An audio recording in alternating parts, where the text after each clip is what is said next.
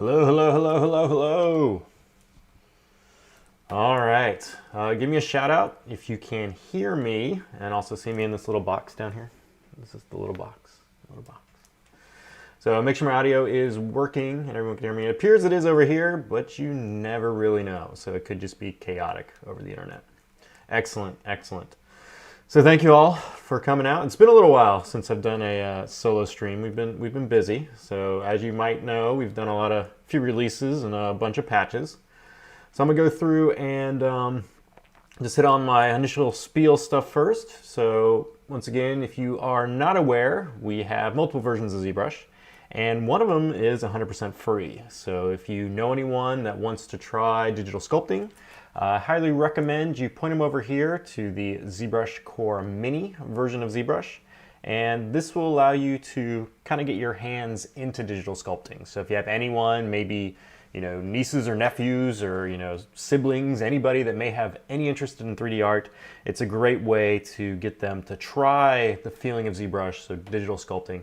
I know that this version of ZBrush Core Mini, I've been handing it off to a lot of students, especially K through 12, and they enjoy the kind of premise of it. It's not loaded with all the features that ZBrush Core or the professional version of ZBrush has, but it's enough to get you started, get that feeling of sculpting, and you can export out for 3D print. You can play with all the few brushes we have in there. So it's really nice and kind of relaxing and free form type of stuff.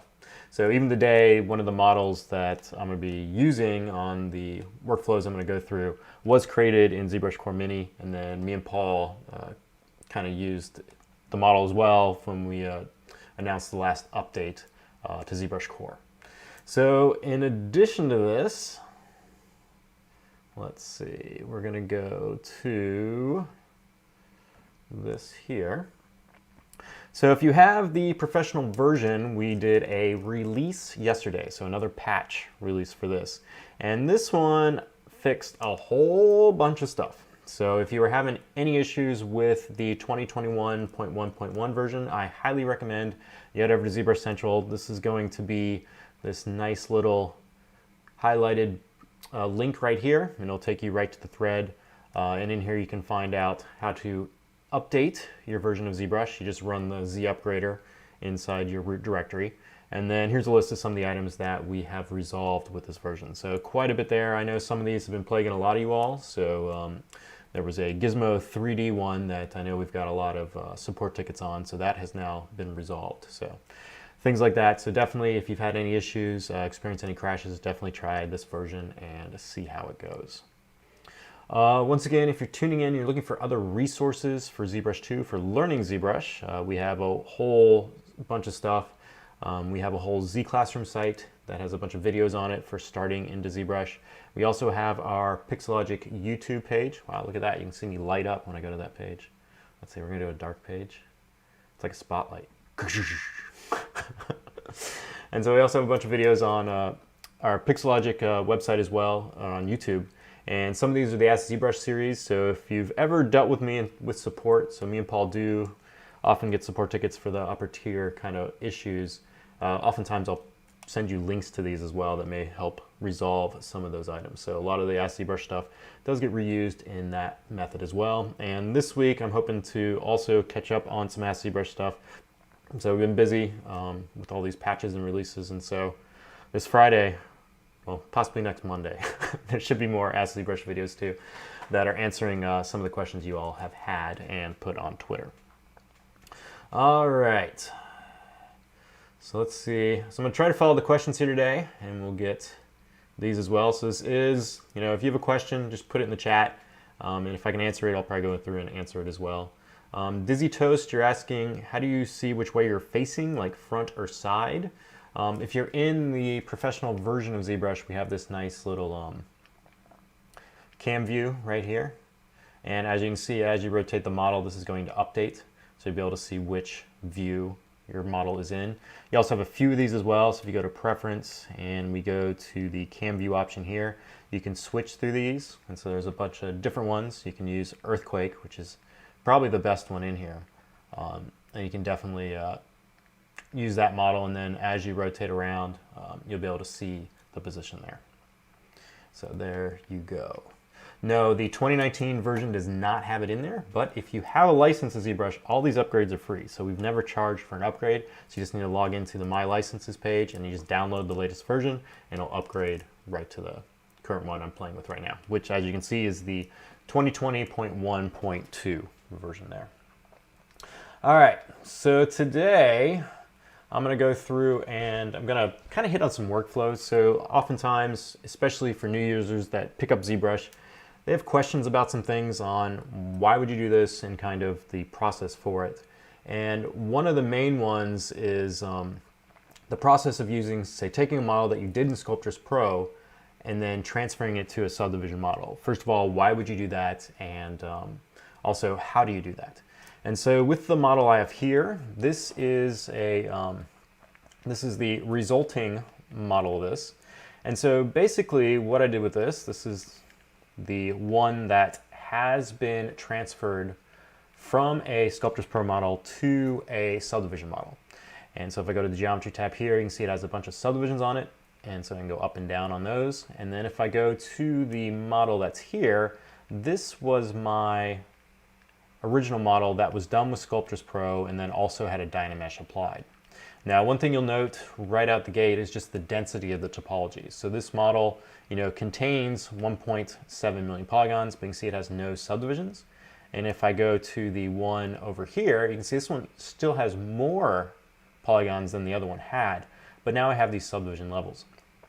So these subdivisions here were generated using ZRemesher, and ZRemeshers are automatic topology. So this is another question we get a lot of is, I use ZRemesher, but I thought it was just to get new topology. Well, yes, that's one process for it. So you can sculpt something quick, ZRemesh it to get a new topology for it, and then you can edit that topology and add creasing to different things, and then when you divide it up, it's going to give you, a cleaner mesh to work with. The other process is using ZRemesher to create a lower res version.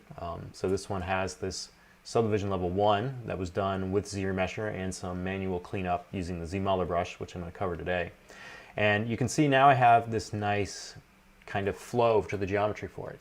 And so what I did was you create your ZRemesh topology from your original one, and then you can UV map this. It's a lot easier. I mean, it's pretty much impossible to unwrap a million polygon model. But if you have it low, like this one's 1800 points here, this can now be unwrapped, so you can have UVs on it. You can then divide this up, which is what I did here, and this is going to allow you to take you to that higher polygon count, and then you can project the details from that Sculptris Pro model onto this one, and now you have a model with more flexibility. So that's kind of the main thing. Like it's a workflow. So as an example of some of the workflows here, so let's say I have this model. This is the one that's the Sculptris Pro version, so there's no subdivision on this. And let's say I want to just rotate his tail or modify the tail. So if I come in with, say, a mask pen and just draw, just mask that out really quick. Maybe just switch to the lasso here. I'll lasso this, and then I blur it. And now I want to rotate this, so using the Gizmo 3D. If you do this, it's going to give you that rotation, but you're dealing with tons and tons of topology. This actually did a better job than I was expecting it to. And so it may be really hard to get kind of that bend, that soft bend you're looking for. It may end up, dragging too many polygons around because it's very heavy. If I want to, push some of these spikes on the back, if I switch to just the move brush and move these, I'm still dealing with a lot of topology here. So I'm still dealing with this dense mesh. Now, the one thing nice about after you've done the process and you've ZRemeshed the model into a lighter version, now I can go down to that subdivision level 1, which is a lot lighter. And now if I come in and say, apply my connection here, use that transpose line on this one, this is going to give me a much cleaner bend. It's also going to allow me to move these points with more accuracy, I guess, and quickness. I guess speed would be the thing there. So I can make these adjustments. And then as I adjust these, I can still go back up to that high resolution version. So it gives you kind of a control mesh to work with. So if you can take your model and use it like this, then you can get more control to pose, more control to move things around and make broad changes. It's oftentimes really difficult to make really large changes on a mesh that has no subdivisions on it and maybe that heavy Dynamesh model. So we have a question. I don't know if I'm cousin of Fred Drust. So Fred Drust is actually, so his last name is Durst, D-U-R-S-T, and so I go by Drust, so the U and the R actually switched. So no connection at all, other than growing up you'd often get, you know, Durst is an often mispronunciation of my name, so, but no connection. Smart masking in ZBrush with the gizmo. So we have a question on that really quick. So with the topology, you have a bunch of different transpose brushes, so I can hit on this one quick. And the normal one is the just transpose. It's going to just allow you to move it. We also have transpose cloth now, which is going to kick in and allow you to do the dynamics. And then the other one is transpose smart. And the main thing on this one is if you use it, you can hold down control and drag it, and it's going to allow you to get a mask like this. So it's going to look at the surface, and it's going to allow you to kind of grow the mask out from the surface. So if you have, like you can see as I'm doing this, you see how it's looking at the kind of edge here, and since this edge is, you know, going across that kind of harsh transition there, you can use this to kind of apply masking to a point. So it's great for like masking hard surface areas on a model. So say you just want to mask the top part and you don't want to have it extend over the other part, you can use the transpose smart, and that's pretty much the main thing that I end up using this for, is this kind of smart masking functionality. Now this one's got a little more geometry on it because it's Dynamesh. This one's probably going to handle a little bit better here. It's just holding control and dragging, and so you see how it's following along that area there. And then if you hold control and shift, you can then add another area. And so you can kind of use this premise of control and shift and drag it out. And you can start masking, and you see how it's going to look at that kind of topology of your mesh. And any areas where it's like got a really harsh angle, that mask's not going to bleed over. And I should probably put up my little keyboard here. Let's get that up here quick so you guys can see this. There you go. Then you can see which buttons I'm over here mangling. So I'll do that process again. So I just have the transpose smart brush selected, and if you hold down the control key and click and drag, it's going to allow you to get this mask, and you'll see it's going to look for those surface changes, and the mask is going to stop there. And then after you have one applied, you can hold down control and shift, and this is going to add to the mask, and so now you can grow another part, and you can keep doing this on your model to mask things out. And that's the main thing with this kind of transpose smart, is the smart masking system. Probably both. I could probably enlarge the keyboard. It just takes up so much real estate. Here, let's see here. Let's see if I can enlarge it some. Let's do, let's show that region border. Let's see if I can get a little bit bigger. See, it sounds like a transformer too. You guys didn't know that.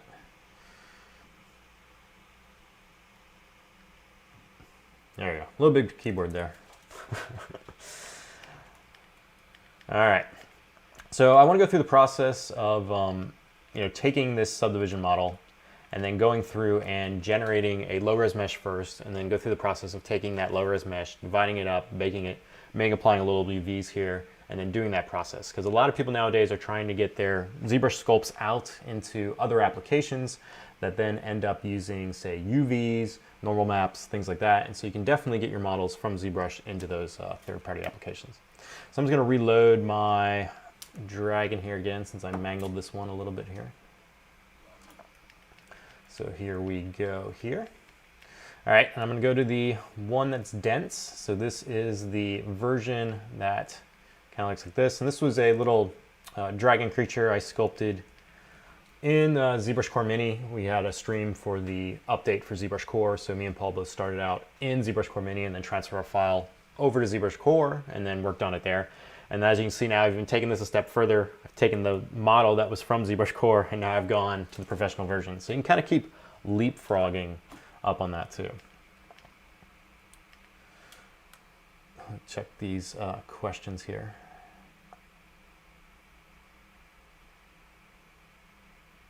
So no news on Peel. Still in development. I have no news for you on that.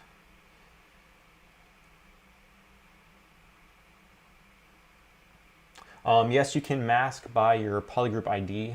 So if we have a question asking polygroup ID masking. So here, let me just, And you can do it with just the normal transpose and hold down Control and click on the polygroup. Just click it, and it's going to apply the mask to that polygroup. And then you can do the same thing, hold Shift and click. So it's a click, not a drag, if you're trying to get polygroup. An iPad version of ZBrush would be nice. I would like that. You never know. You never know what we're developing. All right, so to the stream model. So this is the model I have here, and I'm just going to isolate this. And so this one, as it started out, like it was done in ZBrush Core Mini. I brought it in ZBrush Core. It got painted. It got turned into a Dynamesh. So it's very dense topology here. And I like a lot of the sculptural attributes this model has, but it's a little bit too heavy. You know, I can't really export this out at 1.7 millions and try to generate UVs on it elsewhere, or even try to bring it into another application to say, add more painting to it. So right now, you're kind of in this, I've got this really heavy mesh. What can I do now? So what I end up doing is I'll take this model and I'll just make a duplicate of it. And I do this process a lot more than kind of layers or anything else inside of ZBrush. I'll just duplicate geometry. Because if you have anything inside of ZBrush that's a duplicate and it's in the same screen space, you can always project details back. And so even in the last version of stuff, we added these, the history recall brush. And this will allow you to store a point on your timeline, your undo history, and then you can recall from that. And this is all going to do like a projection-based functionality. So we have a lot of ways in which you can take a model and project its details from one model to the other. And that's kind of the whole process and what we're going to do here with this mesh. So it's that projection process. So if you have any part of a model, like say you were sculpting, you know, this model here, and you came on this side and you just started, you didn't have symmetry on, you accidentally clicked and you made this kind of mess, right? So I can go up to the duplicate, the one that I made that doesn't have that error, and I can come up here and I just can store this to memory. This is just, I'm just holding Control and clicking on the undo bar, and this is now taking this model in its position in the world and storing it in memory. And now I can go back to this mesh here, and I can now select that history recall brush. And when I use this brush, it's going to basically kind of work like a morph target, but it's doing it based on projection. So it's looking at the model that I stored in history, the one where I didn't have the mess up. And now I can just simply come back on this brush, click and drag, and I can just remove it. So I'm projecting this model right here onto this model. And this will allow you to like clean up anomalies. Like say you like misclick, or you sculpted for like an hour on one side of your mesh, and then you realize that, hey, I didn't have symmetry on. You can always project those details back. And there's a lot of little tricks you can do where you can just mirror the model and do a projection if you have one side or the other. So a lot of flexibility. So this is why I end up duplicating a lot of stuff. So just a little tangent there with the undo history brush. So with this duplicate version of the model, one thing I want to note with this is the model's not fully symmetrical. So if I look at here, you can see this hand, which was holding the blanket, and this one was holding the kind of little toy dinosaur, have different kind of hand poses. So this one's kind of wrapped around like a claw, and then this one's got a little bit of a grasp kind of grip to hold that, that blanket. And so the model's not fully symmetrical, and so when I do this process where I want to try to get a lower resolution version of it, you have two options. You can do it where you're going to turn off the symmetry, and then it'll give you a Z-remeshed version that's going to be more accurate. So it's going to match both those sides that are asymmetrical. Or you can do it with symmetry, which is going to speed up your Z-remesher process. So it's only going to do one side, and then it's going to mirror on the other side. So you have two different workflows here you can do, and I'll just show you quick those different results. So here we're going to have this one, and I'm just going to run it with Z-remesher. And what Z-remesher is going to do is just going to look at the entire model. It's not going to look at the poly paint, so just looking at the mesh data, and then it's going to give me a new topology from that. Now in here you have just an adaptive slider here, and these are just the default settings if you just open this area up. And most of the times these will suffice in what you're trying to do, and so I usually just run it first and see what it gives me, and then I can go back in later and change it. You also have a wide range of things you can do to give Z-remesher more control.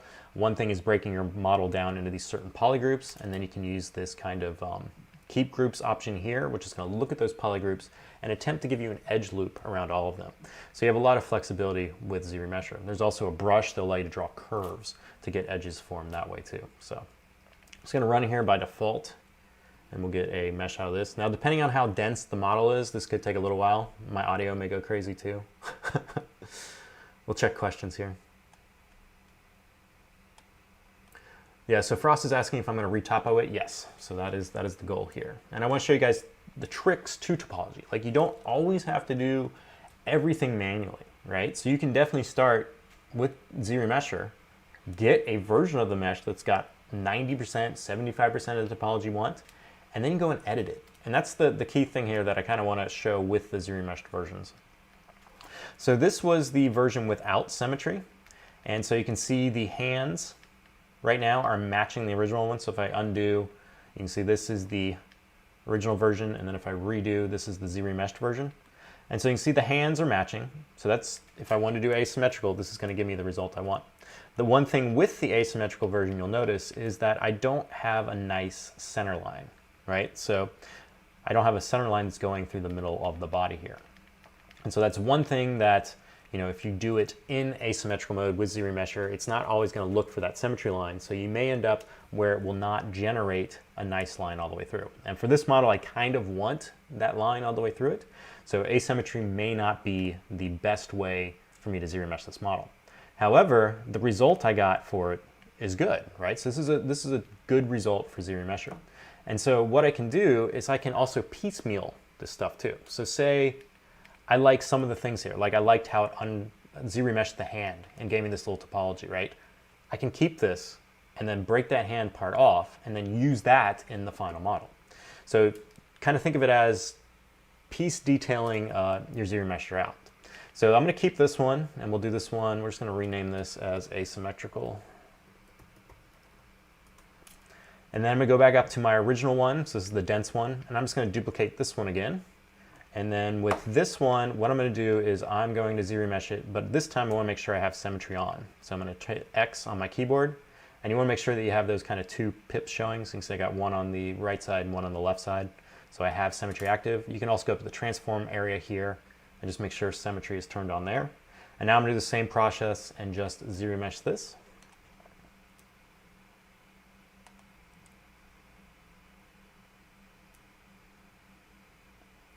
Checking these questions here while it does this.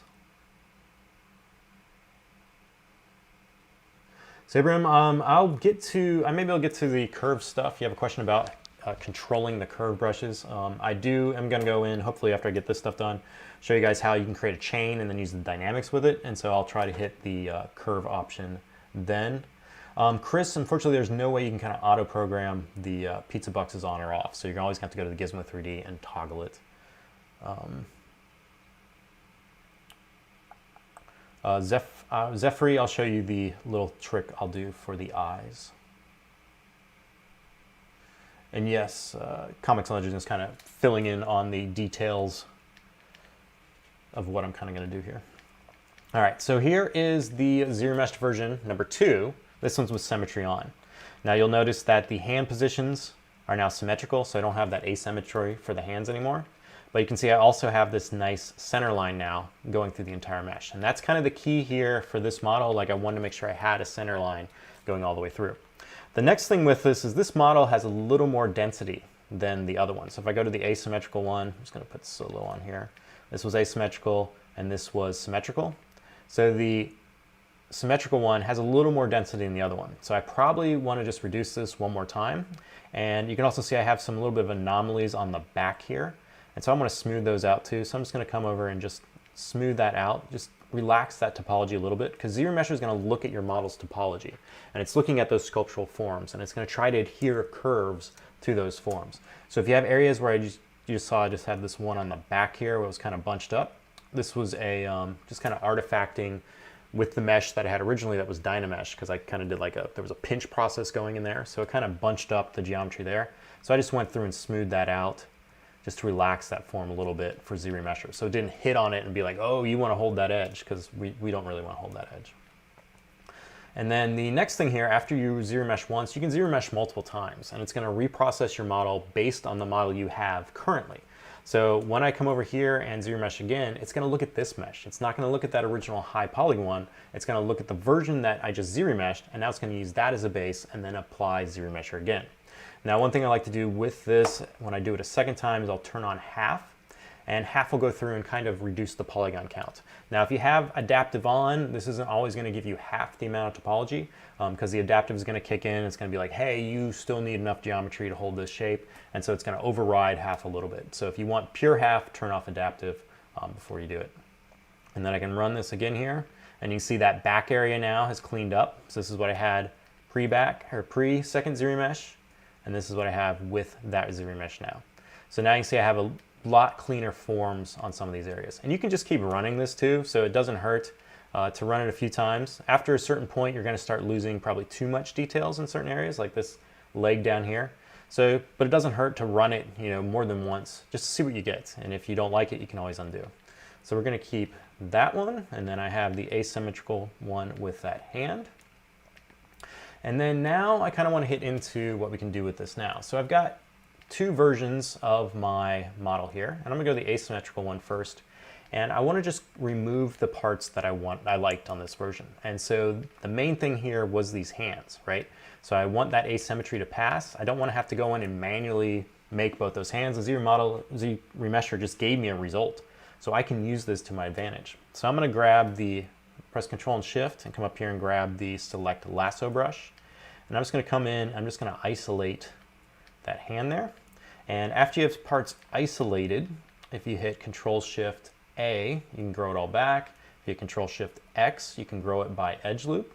And so I can just grow this a little bit. So I'm just holding Control and Shift and pressing X. And this is just going to look at the visibility and grow it.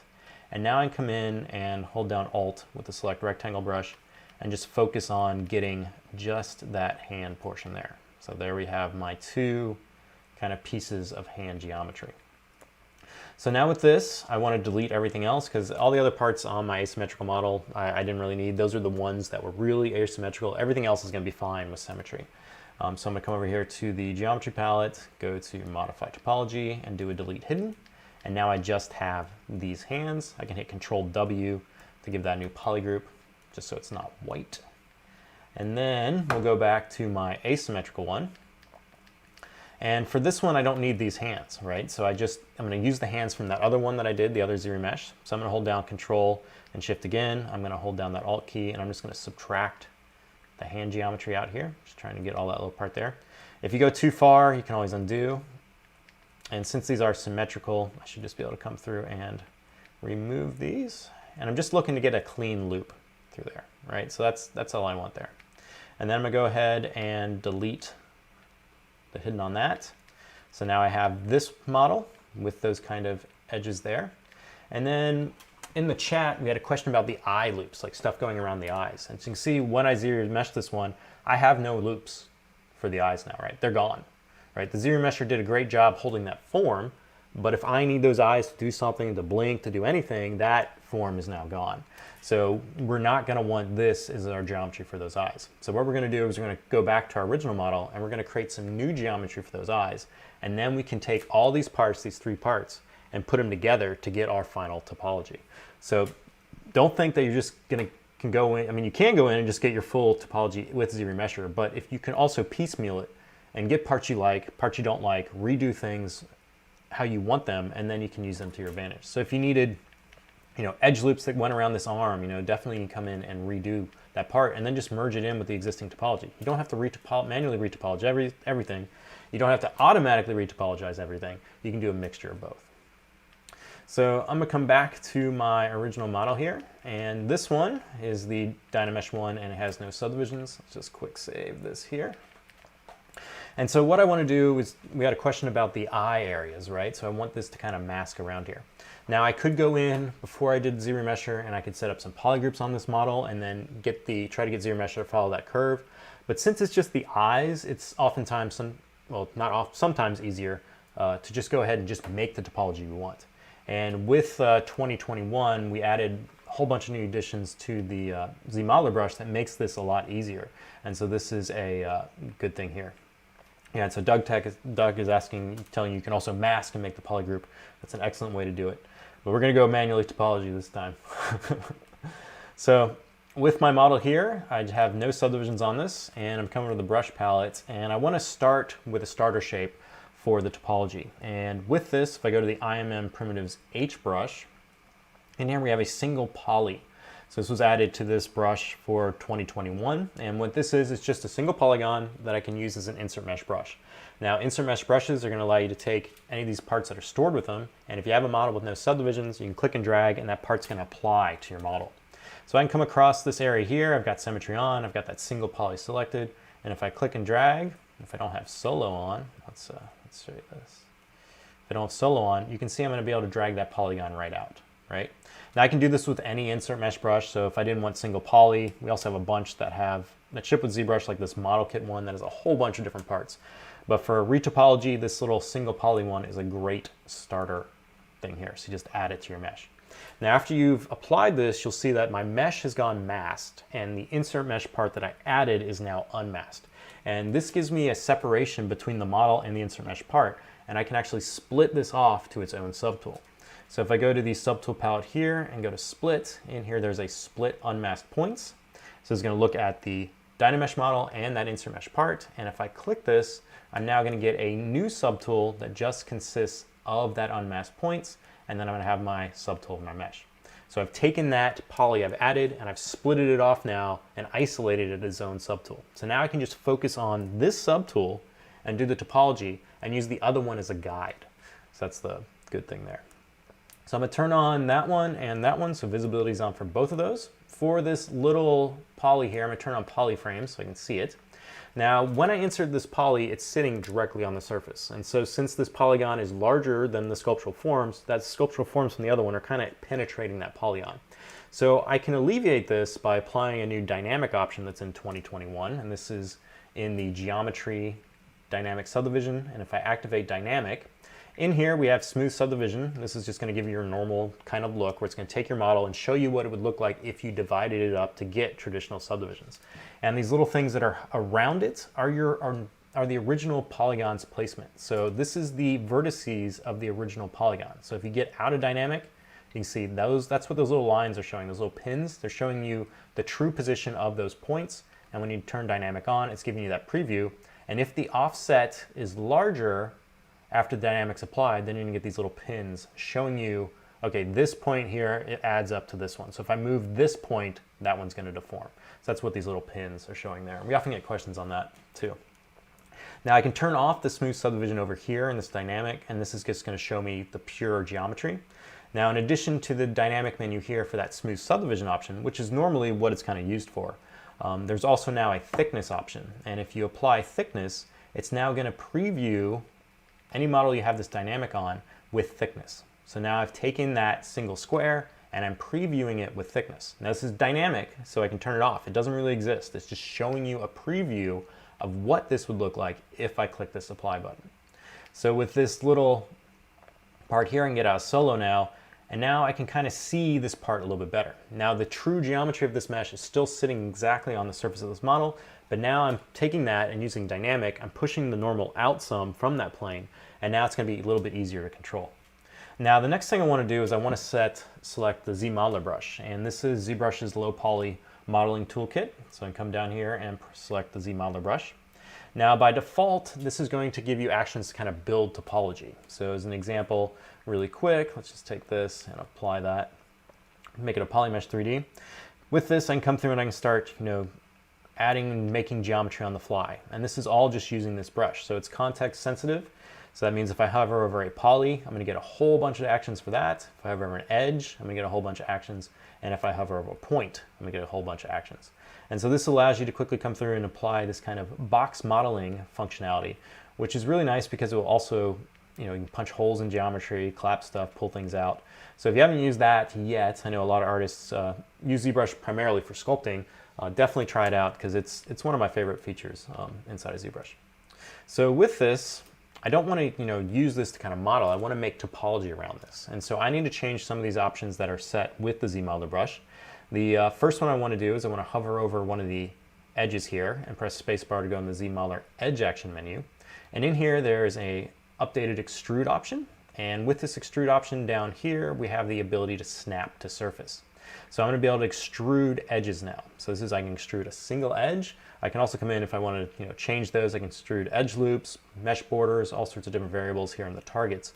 But usually the edge extrude option is what I normally set. And with this, if I click and drag on an edge, now remember, this model is just being previewed with the dynamic. So if I turn this off, this is the true geometry. And so what I'm extruding is just that single edge. So you can see as I click on that edge and click and drag, it's going to extrude out. So you can now extrude single-sided edges. And with this, with the dynamic on, I'm just giving myself a preview so I can see it above the surface of the model. So now if I come across here, I can start extruding these out. And with that snap to surface on, you can see as I do this, it's going to snap, and it's also going to snap to the surface of the model. So you can see I can quickly come through and generate topology on these million polygon models now by just making a starter shape and then extruding edges around that surface. Now, in addition to the edge change, I want to also change the move. So I'm going to hover over a point, and this is the move point option, and I press the space bar to go into there. And in here, there's also a snap to surface. Oop. There we go.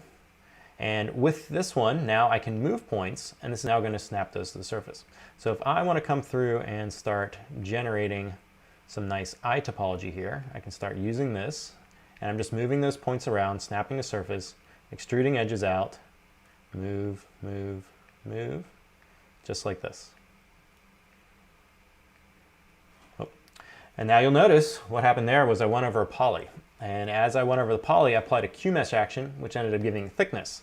Well, for my retopology brush here, I don't want thickness, so I'm going to hover over that poly, press spacebar, and then here I'm going to set that to do nothing. So now that poly action won't accidentally happen, and now I can come through and just use this to extrude points out.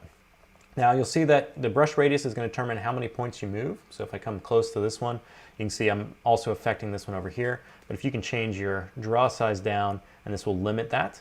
And also when you're extruding, if you come across a point, you can actually snap it to another point. So I can come through and move these guys. Increase my draw size a little bit here. And you can actually snap those down to get rid of that stuff like that. So you can also apply that, and as you can see now, I can come through and start generating precise topology for that eye shape. So this is how I kind of go through and do this process now inside of ZBrush. And I can build onto this too, and this is going to snap, and then I can move it.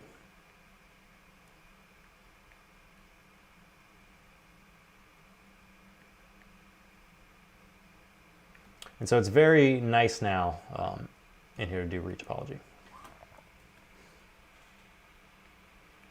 And it's right on your million polygon models. You're not looking at anything complex. You can also at any point do any of the existing ZModeler processes. So let's say you've got your initial ring created right around this eye, and now you want to add another row. So I can just cover over the edge here, go spacebar in here, and I can choose insert. We have multi-edge loops and also single edge loops. So if I do single, this is going to look at this loop, and I can just come in and add another loop like that. If I do multiple, this is going to give me even more craziness. So I can do elevation changes and actually come through and add multiple edge loops through there. If I want an edge loop directly in the middle, just make sure that you're in multi-edge loop mode and just click once, and that's going to put it directly in the middle of the edge you selected. So if I want one right in the middle there, that's how I can get it. But that's the, the principle for doing the edge extrudes, and it's nothing complex. Like anyone can do this. So don't think this is like a really complex process here. I'm just using extruding edges out and then welding them. So pretty easy stuff. All right, so let's see what we got here in terms of questions. I got on tangent.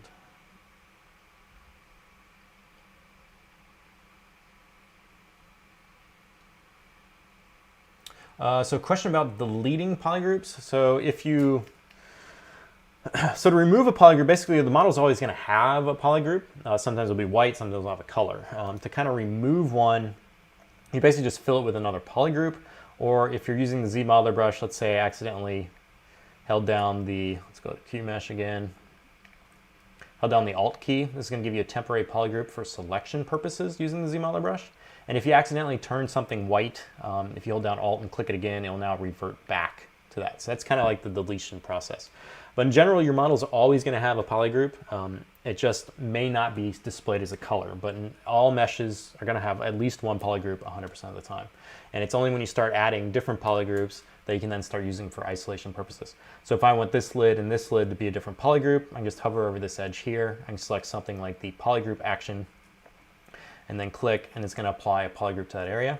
And now with this, I can hold Control and Shift with the select rectangle brush, and I can isolate one of those loops, or I can isolate that inner loop.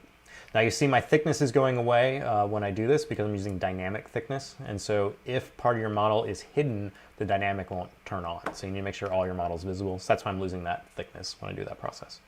Now another thing to note with the polygroup selection using the select rectangle brush is if I came over here and clicked this point with Control and Shift, it's going to give me that outer one, right? And if I click the inner one here, it's going to give me the blue one. If I actually go through and try to click this point here, ZBrush doesn't know which polygroup it wants. It doesn't know that you want the yellow or the kind of bluish one. So as I click this, it's going to give me both. Okay, so that's another thing with polygroups.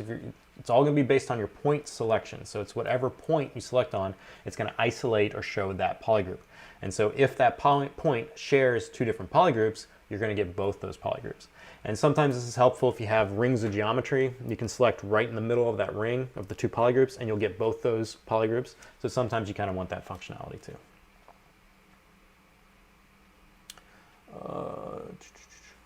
So Matthew's asking how I made Earthquake over here as my preference. So if you go to the Preferences, Cam View, and here's a bunch of different cam view options, and you just click Next. So Earthquake's one of the defaults.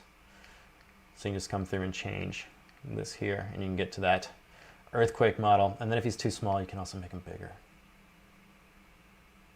So that's how he came up there. All right. Yes, Doug. So this is my boot camped MacBook that I'm running. I always usually end up buying like Apple laptops, but then I run them in Windows. So Paul's always looking at me like, why do you do that? I don't know. It's something I've always done. All right. So I've got the eyes here, and we're gonna just give them one polygroup because I'll need two. And now let's go back to my ZRemeshed version. So we got ZRemeshed version 1, and then here we got asymmetrical hands. So for version 1 here, I'm just gonna turn off solo and just turn on both of those. And I just wanna see where these parts are kind of falling. So you can see the two of these here are separate. So I still got a little extra edge loop here on these hands that I kind of just wanna go in and remove. So I'm gonna select the symmetrical one. I'm gonna grab the select lasso brush this time. And if you have the select lasso brush and not the select rectangle brush, if you come across an edge, you can actually isolate polyloops.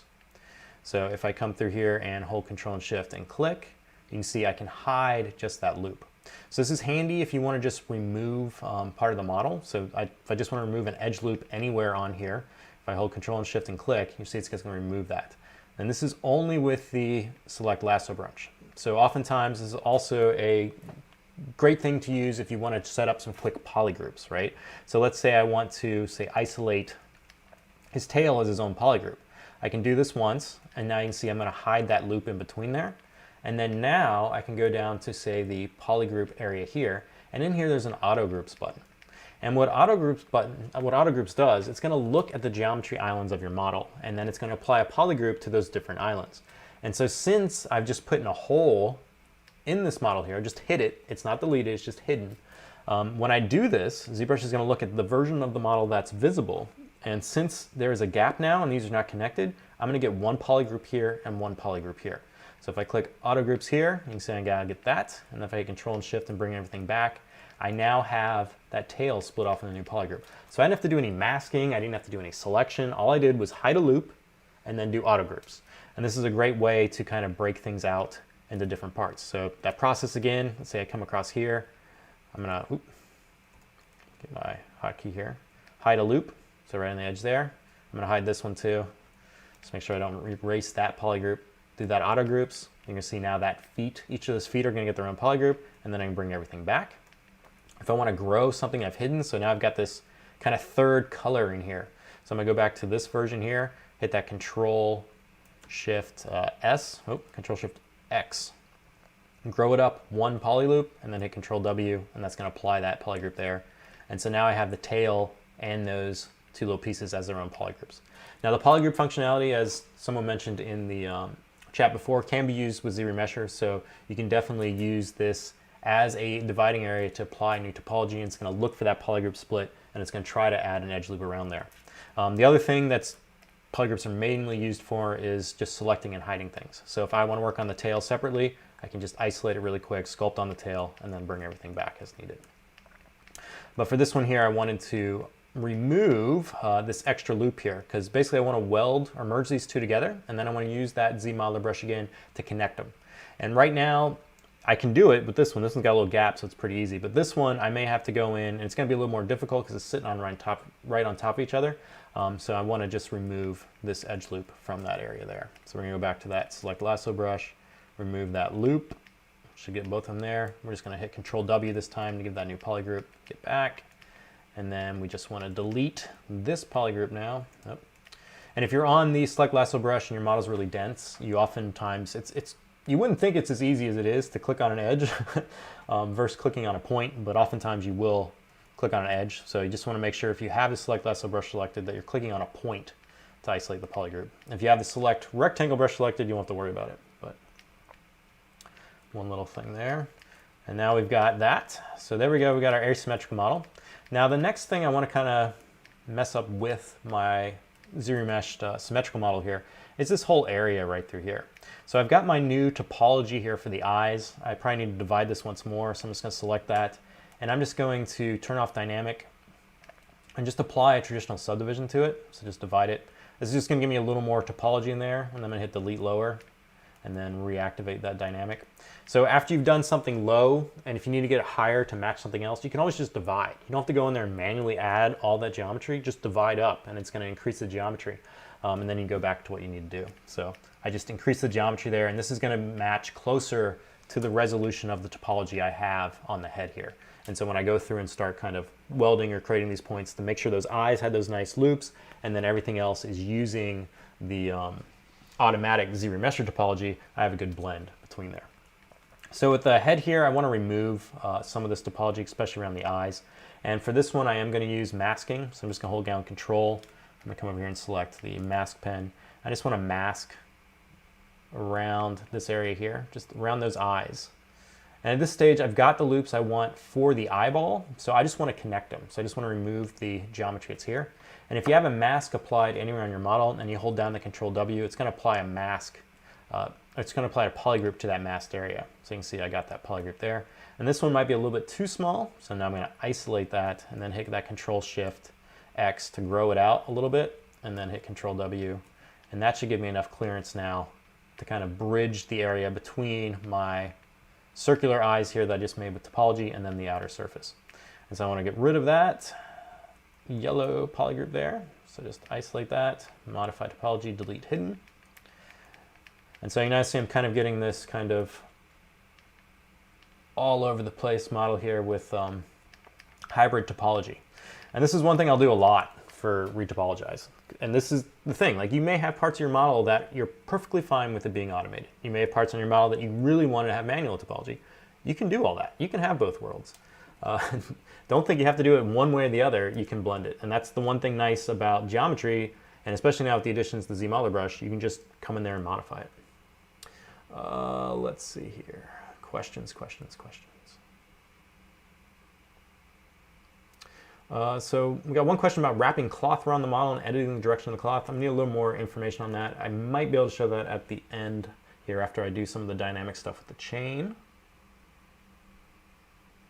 So Tom's asking for computer processes now, what you're kind of looking for in terms of power. So here I can show you my, let's see if I can get this up.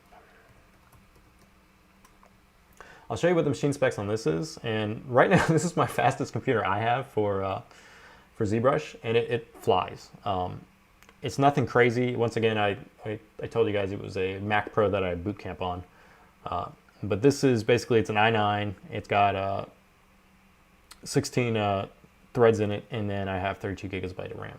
And one thing with ZBrush too, ZBrush doesn't care about your GPU, so you could have whatever GPU in your machine. It's only going to be looking at your CPU, and it wants RAM and processing power. And if you have higher speed cores, that's the other thing. High speed cores and multiples of them. But oftentimes, if you get machines that have a lot of processors in them, they're speed isn't going to be that great. And then other times you can, have a machine that has a really fast core, but they don't have that many, and you're still going to get kind of comparable speed with it. But this one, by far, is the fastest one that I have with this thing, and it runs ZBrush fine.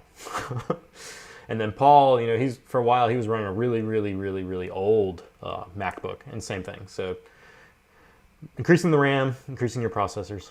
It's basically your two. And then make sure ZBrush is running on at least an SSD drive for your caching, because it does cache files occasionally.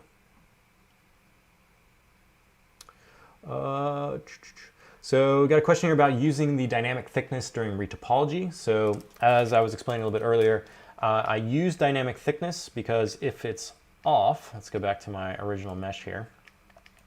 You can see I have the polygons stuff that I'm making. You can see how it's sitting on the surface of the model, and since those points are sitting directly on the surface of the model, you may not be able to see everything. And so by adding the dynamic thickness, this is going to allow me to push a dynamic preview of that surface a little bit out of the model there, so I can see which parts I'm working on.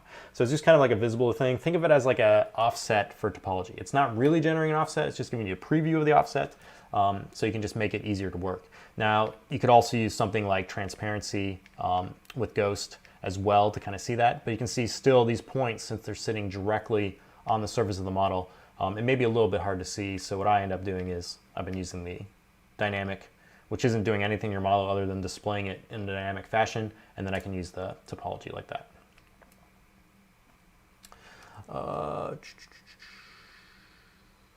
Let's see what else we got here.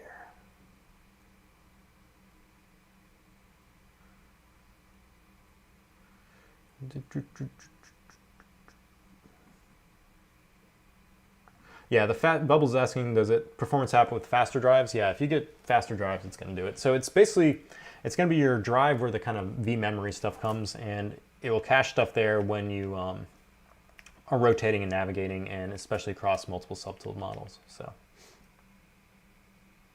all right, so now I've got my pieces of topology broken up here. So I've got, this is my kind of different thing here. So just a rundown. So these hands here were created with ZMesher, and I did it in an asymmetrical mode. The body here was done in a symmetrical fashion, and then I've manually retopologized an eye loop there. So I'm going to merge all these together. Now you have a few different options for doing this. If you want to keep kind of a backup of your original files here, what I would recommend doing is coming down here to the merge option and turning off weld and doing merge visible. And that's going to look at the visible subtools you have, and it's going to give you another tool at the top.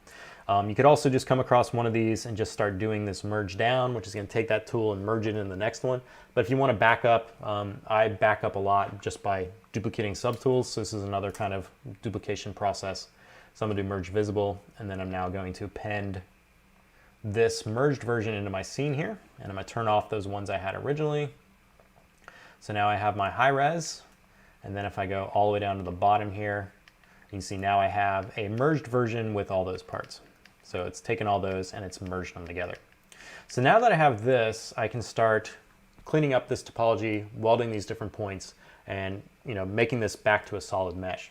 So you can do this with or without your original model on it. And once again, I'm going to turn on my dynamic and then turn off smooth subdivisions and just add some thickness so I can see this.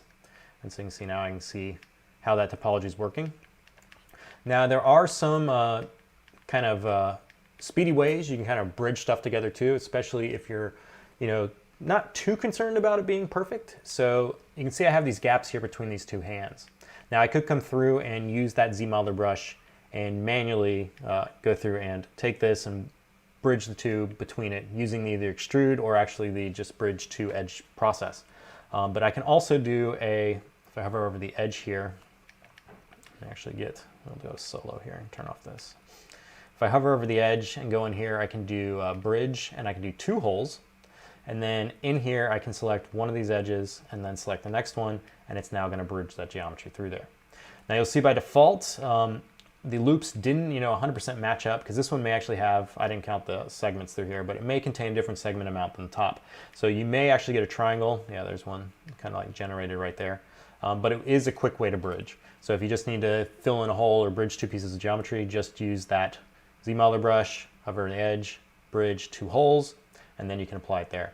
Now I had polygroup colors, which is enabled by default, so that's why when I did this, you're gonna see I'm gonna get a series of kind of polygroup coloring like this. If you want it to be flat, just go back into that edge action, choose polygroup flat, and then click, and now it's gonna give you a flat.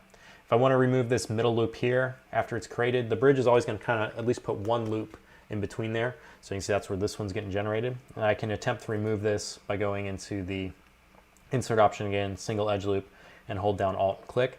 Now if you have a triangle, this could remove polygons elsewhere. You can see I actually did a pretty good job. It just triangle ended it right there. And so now that is joined in that section there. And I can do the same thing to the other side.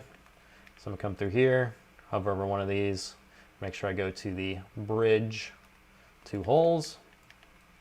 If you accidentally click the bridge 2 holes, there's a reset option, and that involves just pressing spacebar again, and that will reset, because the bridge 2 holes option has click first hole, click second hole. So if I click the first one, and then I decide, oh, that wasn't the one I wanted, just hit spacebar again, and now reset. And then now you can click again the first hole, and then click the edge of a second hole. Oop. Let's try that there. And see, oftentimes you gotta kind of just navigate a little bit, make sure you get a clean edge there. And then I can come into that edge, go to insert, and remove that edge loop. And so now I've got those 2 areas joined. The legs are good, tail's good. Now let's work on the eyes. Now for the eyes, you can do the same thing if you really want it just to be as fast as possible. So go into the edge option, do that bridge, 2 holes, click, and ZBrush is just gonna do it. Now you can see here, these are displaying a little bit artifacts here, but you can definitely just come through and smooth that out, relax it a little bit. And there you've got that, quickly done. If you want to make it a little bit, more kind of precise, you can definitely come in and start using this move option, start cleaning up your edges this way, start extruding stuff again. So back to that edge, go back to the extrude. I'm gonna turn on my original mesh here and make sure I got dynamic on. And I can start extruding these edges out and then start connecting these to those other points. So you can clean them up either way. It just depends on what you kind of want to do and where you want to spend your time. But those are 2 little techniques there for that. And I'm going to just keep it with this crazy way right now. I've got one already done that's been manually retopologized so that I can pull up if needed, but we're going to keep it with the crazy quick right now. So bridge, 2 holes, click, and then smooth out those rough areas. You could also try to remove this loop too.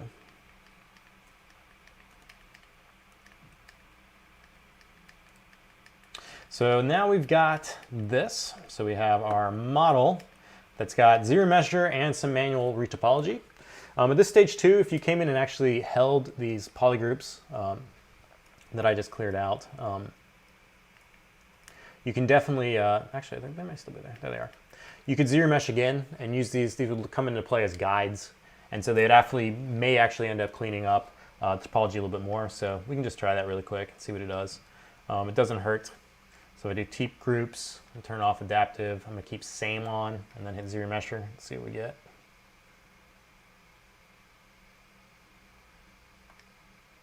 So it kind of gave me what I want. So I definitely got some more loops around the eyes. You have this kind of loop through here, but it's not exactly as perfect as I kind of want it. So you'd have to play with a little bit some, but this is the area why you can come in and do retopology in certain places.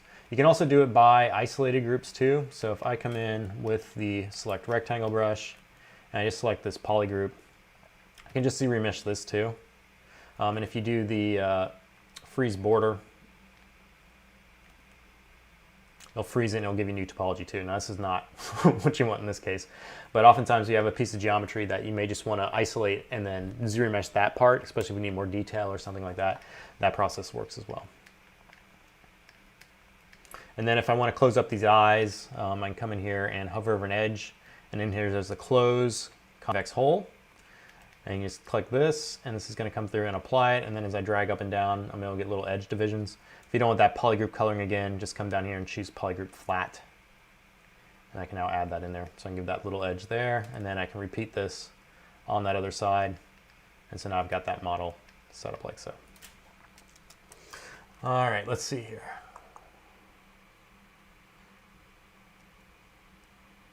Bum, bum, bum. So Dizzy Toast, no, you cannot draw on the screen on a MacBook Pro. So I have a tablet. However, if you're doing it on the proper side of a MacBook, on the Mac side, you can use Sidecar and go to a iPad as well. But no, I'm plugged in as a tablet right now. Looking at Nick's question here.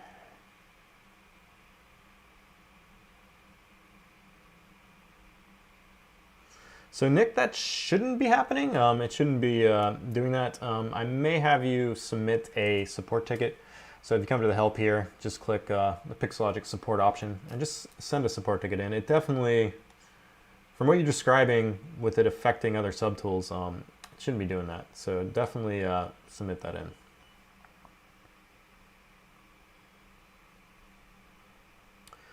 Question about Z-spheres.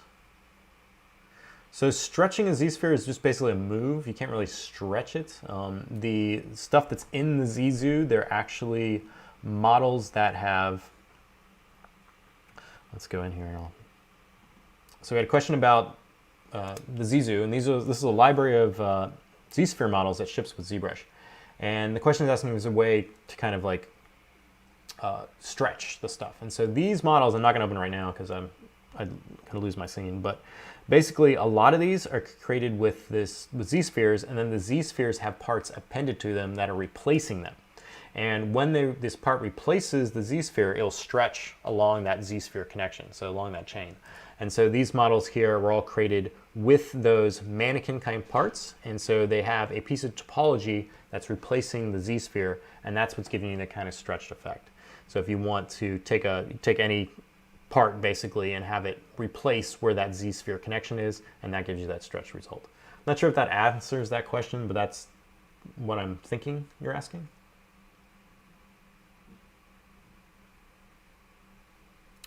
I don't know how to adjust this. So we got a question asking about nanomesh instancing. So you can change how the process for the nanomesh and the split screen is going to look at the transform option here and this the split screen option right here.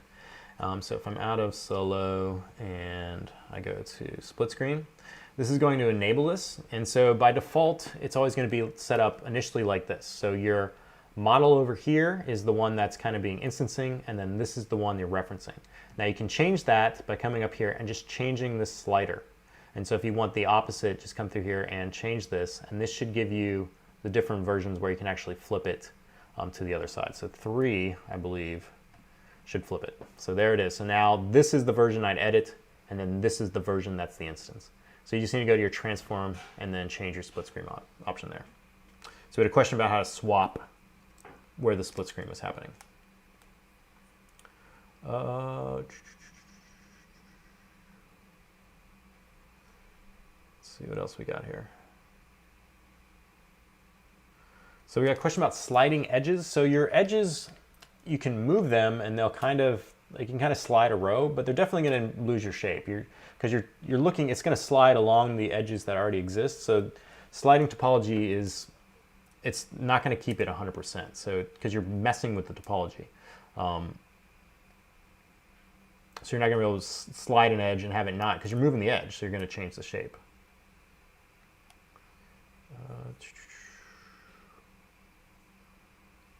All right. Okay. Let's see. All right. So now that I have my crazy ZRemesh model here, let's go into solo, see how he's looking. Now at this stage, what I want to do is I have this version of the model, and this is a lighter version of my original one, but it doesn't contain any of those sculptural details. So if I come back up here, Earthquake may have to get smaller. Sorry, Earthquake, you're a little bit too big.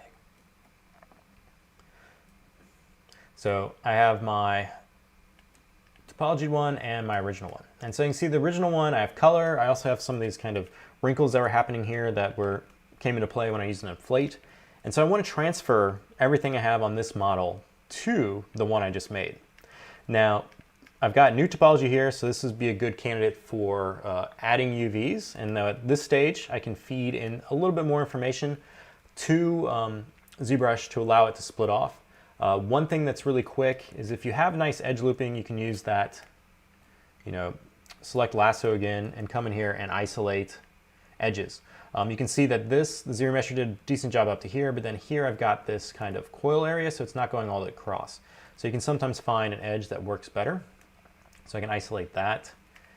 And I'm just coming through and I'm splitting my model up into little polygroups, because basically I don't want this model as one huge chunk of UVs when I use UV Master. I wanted to give it a little more control, so the UV Master is going to look at these polygroups now, and then it's going to make islands based on those, which is going to give me a more map kind of spread. So my map's not going to be all condensed. It's not going to have issues, say like unfolding. It'll give it a little more relaxing to that. So I've got the tail separated.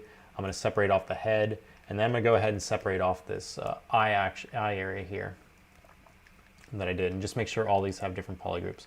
So I'm just isolating by polygroup. If I get the right one here. And then after I isolate these out, it'd be helpful if I had symmetry turned on.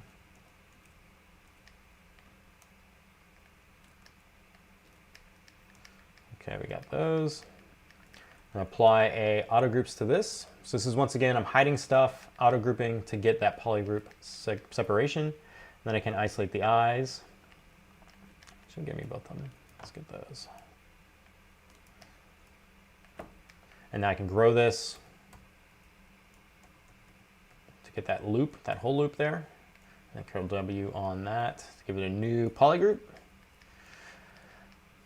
And then let me make sure is my leg here its own, or did I lose that? I think it's a different polygroup still. All right, so now I have just broken up the model in some more polygrouping, and this is just going to allow me to unwrap this. It's going to use the existing topology. I'm going to run it through with the automatic process, and at this stage all I want is UVs. I'm not looking for the perfect UVs. I'm not looking for anything that is going to be too complex. I just want UVs, and the UVs I just want is to generate a normal map so I can export this out.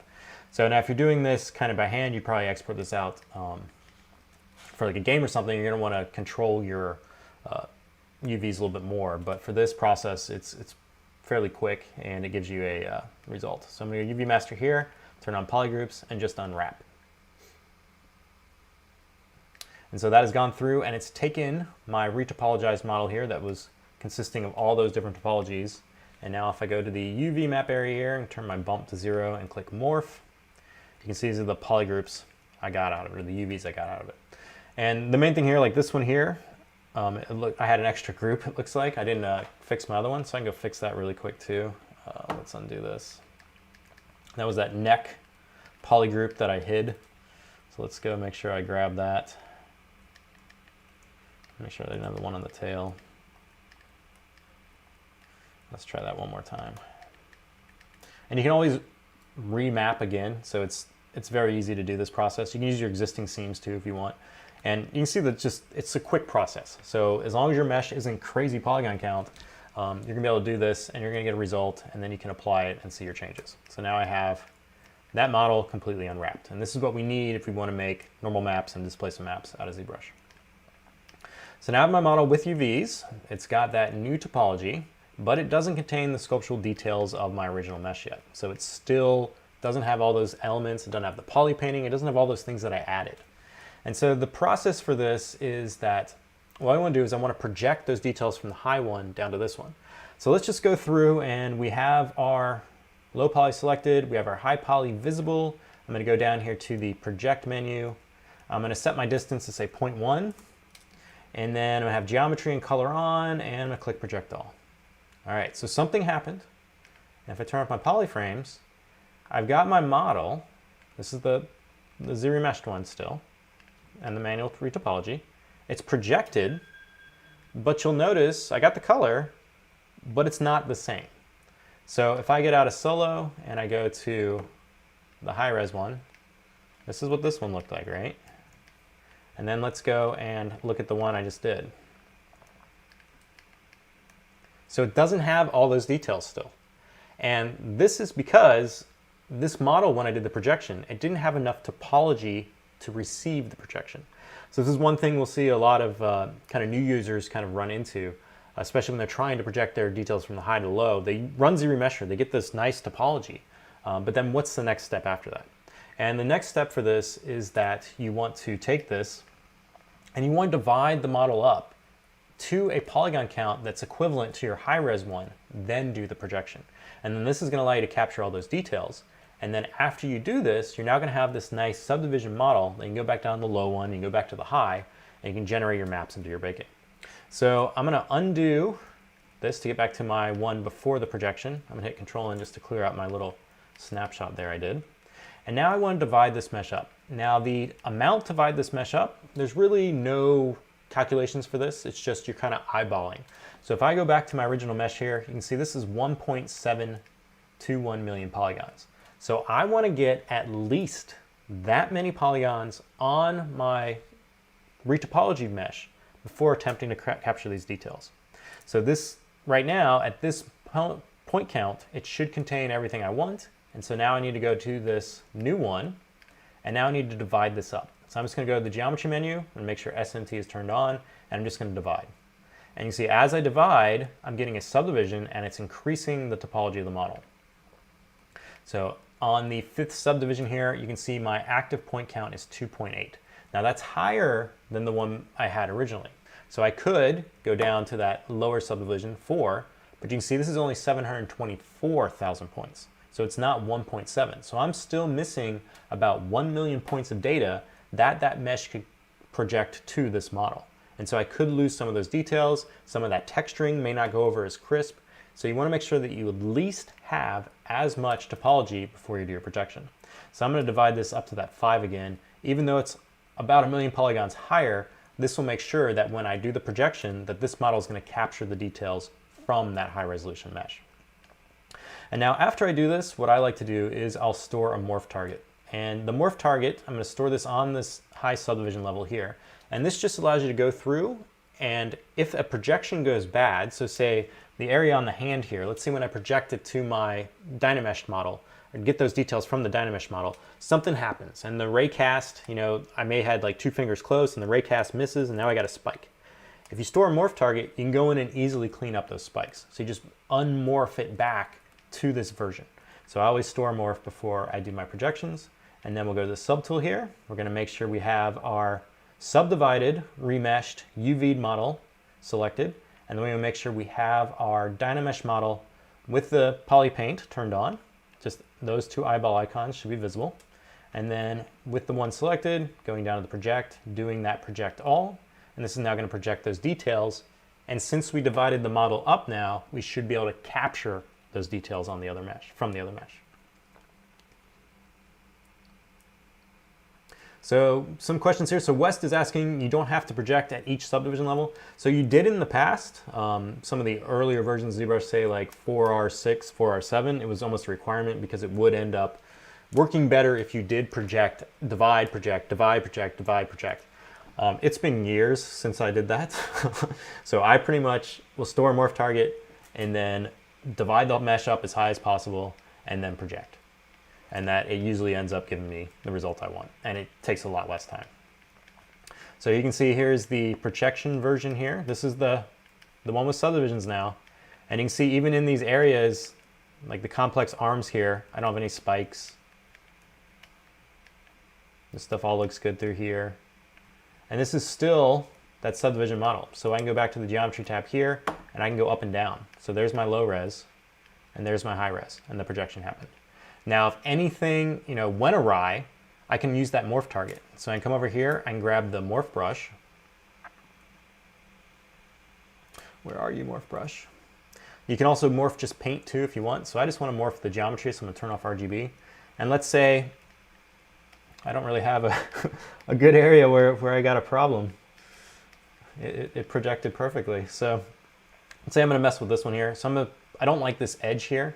And so I can use the morph brush, and this is going to return back to the version of the model before the projection happened. So if I morph this out, you can see I can remove, say, that anomaly there. And this is all because I stored that morph target before projecting. So this gives you a lot of kind of leeway to clean up stuff. So especially if you have any weird anomalies, like say, I don't like the stair stepping through here maybe, I can come in and I can morph that out as well. So it just gives you more control for your models, and you can morph it out and then clean up stuff that way too. That's a little thing there with projection. And so now I have my mesh. It's got subdivisions.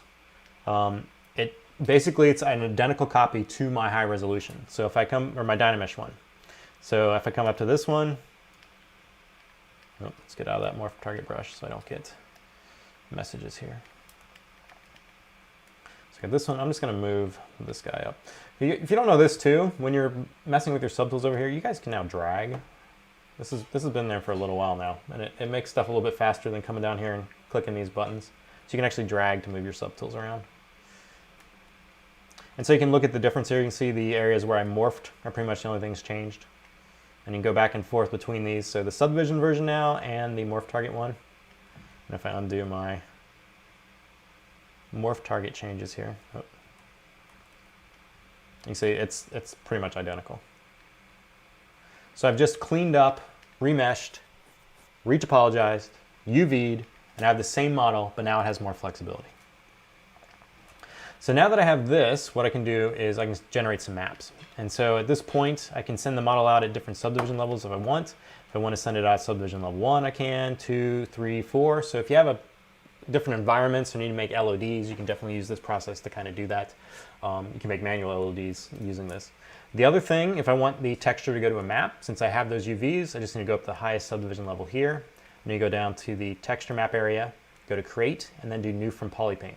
Now, if I do this at, say, subdivision level 1, and I do new from polypaint, it's going to look at the coloring that's on that subdivision level I'm on. So it's only looking at the vertice colors from 11,000 verts. So it's not looking at everything. So you want to make sure when you create your texture map that you're at your highest subdivision level. And then now when you do new from polypaint, you're going to get that quality transferred over. Now another thing with UV maps too, by default, you're seeing it's going to generate a 24:8 map. If you want to make a bigger map, just go to the UV map area here and adjust this map slider. And so when you adjust this and then you do this new from polypaint, it's going to create a map that's set wherever this slider is on. So that's one way to kind of change the size of the texture. And so if you want an 8K texture, you just change this to say 8K and then do new from polypaint. And then now if I hover over this, it's now 8K. So you can change your size by modifying the slider up here above. So we're going to keep it 24:8 and do new from polypaint. All right, so the next thing now that we have a texture, we can now generate a normal displacement map. The process for this is the same, it's just in two different areas. So displacement map lives here and then normal map lives here. The processes for these are pretty much identical. You can see a lot of the buttons are also the same. And to do this, you basically just need to have a model that has subdivisions, at least one subdivision mesh, because you need a comparison between one subdivision and another subdivision, and that's going to create your map from it. So it's doing a projection from whatever subdivision you're on to the highest subdivision.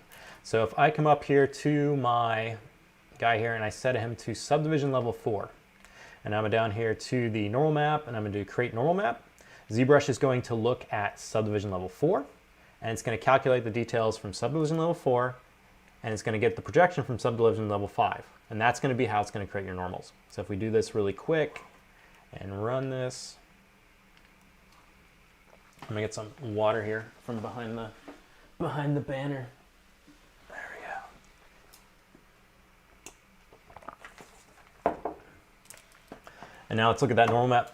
You can see it's almost entirely a solid color. So there's definitely, you may be able to see a little bit of details there. And the reason for this is that there's not a lot of change between subdivision level 4 and subdivision level 5. So if I had micro details like skin pores or something like that, that's what would be captured. Those details would be captured. So if you need to make like a micro normal map for your details, you crank your subdivision up one before the highest level and then do it, and you're just going to extract the details between there. Now if I do this same process and I go down to a lower subdivision level, like 1, now the change between 1 and the top subdivision level is greater. And so my normal map is going to pick up more details, and I'm going to see those changes, get larger changes on the map. So if I come down here and do that same thing again, create normal map, this is now going to compare those two. And then now you can see I have more details showing up on the map. So just remember, depending on the amount of details you want, change your subdivision level before you do the normal map projection. And this is the same process that will happen with the displacement map as well. So if you just want micro details, keep your subdivision high compared to the highest one, and then I'll go through. So a little thing there. So now I have a normal map created, and I have my texture map, and now I can export this model out and use it. ZBrush is always going to display kind of in a facet or faceted mode, so you can be able to see the topology. It's never going to put smooth normals on your mesh. So you're always going to see the polygons, but if you export this model out, and apply a smoothing group to it, say in like Marmoset Toolbag, it's going to come in smooth, and then I'll be able to use the normal map here and the texture map as your albedo and your normal, and you'll be able to see it in there. Now, after you've done with these, you can hit this clone button, and this will clone the normal map out. You can also clone texture, and when you click this, it's going to actually throw it up into the texture tab up here, and then you can export those out like so. So you can click both of those, and now both those maps are up here, and I can now export them out along with the model. So that's the kind of rundown on that process. And the main thing is, now that I have a subdivided model with all this stuff on it, I can make more changes to it. I can even divide further, so I can get past that, 1.7 million. I'm at, what, 2 million something now. I can even add greater detail. I can export that map out, paint on the map, bring it back in, transfer the details back onto my model. So you get more flexibility with the subdivision workflow. Let's see what we got here. Questions. So Jared, I did the morph target before the projection, so if the projection has any issues, I can morph those out. So if you ever see like spikes on the model, like sometimes if you have like fingers, the projection may have issues with that, and so you may end up with a triangular spike, or you may have a projection that went like into the model, and if you have a morph target, you can just quickly go across that area there, and it's going to morph it back to your original mesh, which usually cleans up all that, any of those spikes that happen. It's a lot easier than going and trying to smooth them out.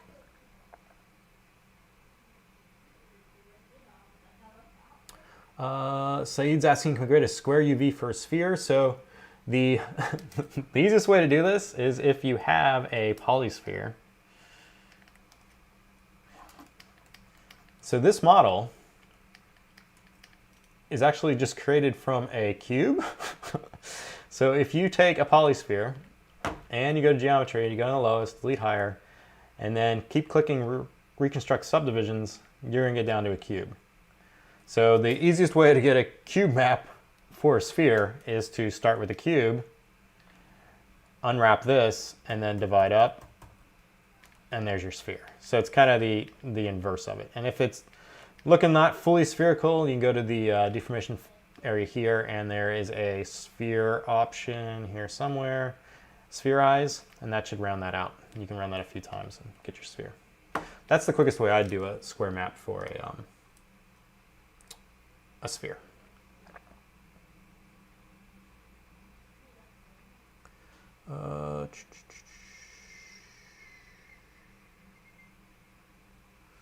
And Paul's chiming in about project history.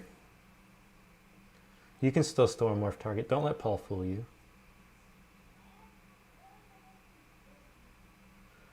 Let's see what else here.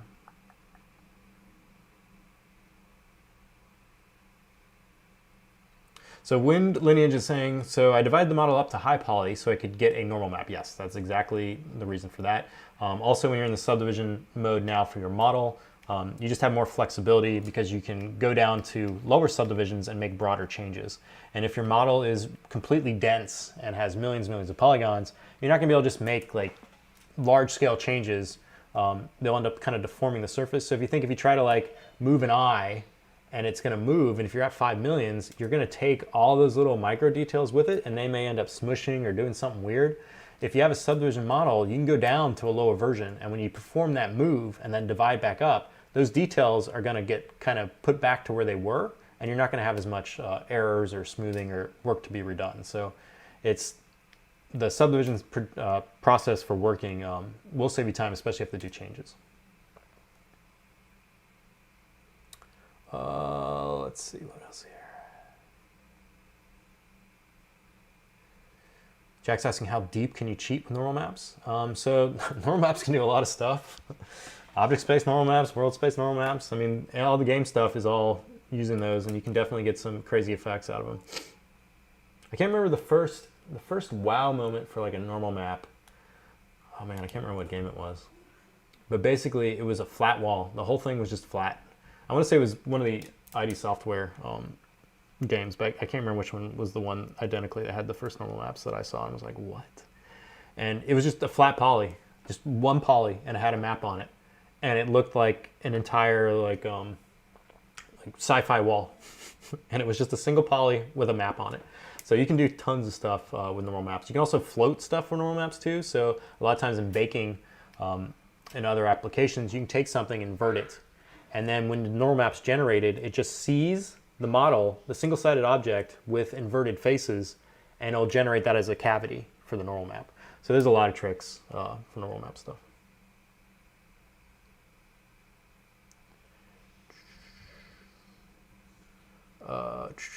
Can you add all those details back to the low poly? So for the normal map, you won't be able to, so question's asking, if we make a normal map in displacement, can I add those details back?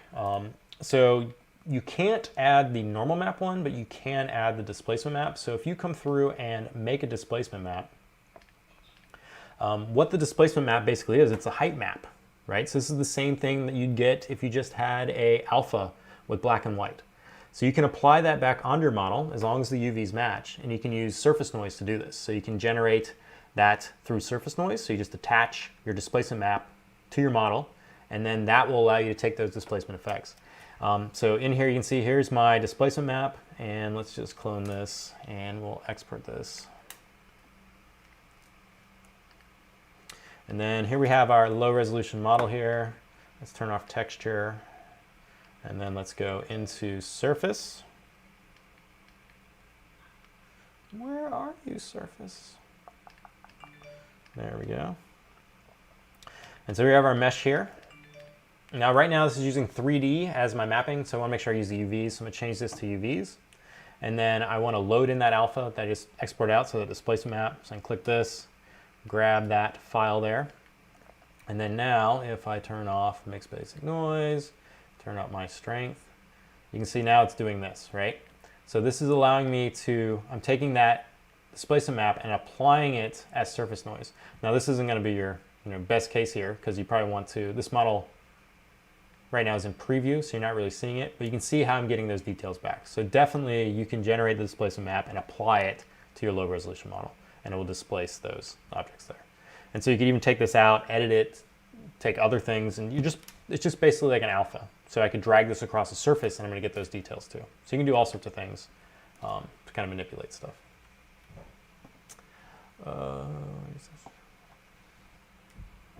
So question about HD geometry. So I'm not quite sure what you're asking there, but if you think it is an issue, I highly recommend submitting a support ticket.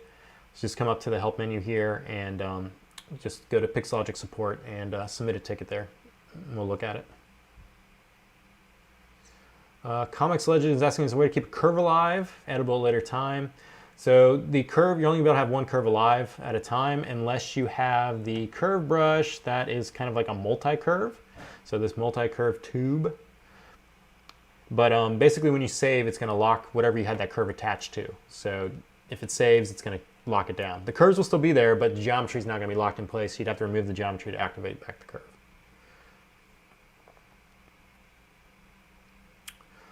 Cloth brushes, if I was going to use cloth brushes on this guy, definitely you can. And so one of the kind of, let's delete his higher subdivisions here. Let's go dynamic, turn that on. Add some smooth subdivision. Make sure I don't have my surface noise here. Let's turn off my thickness. So any of the dynamics brushes would work. So you have a bunch of them through here. The cloth one is going to come in and just wrinkle things up, and this is just running on the model here. So you can definitely get some cool things out of this. This will also respect masking.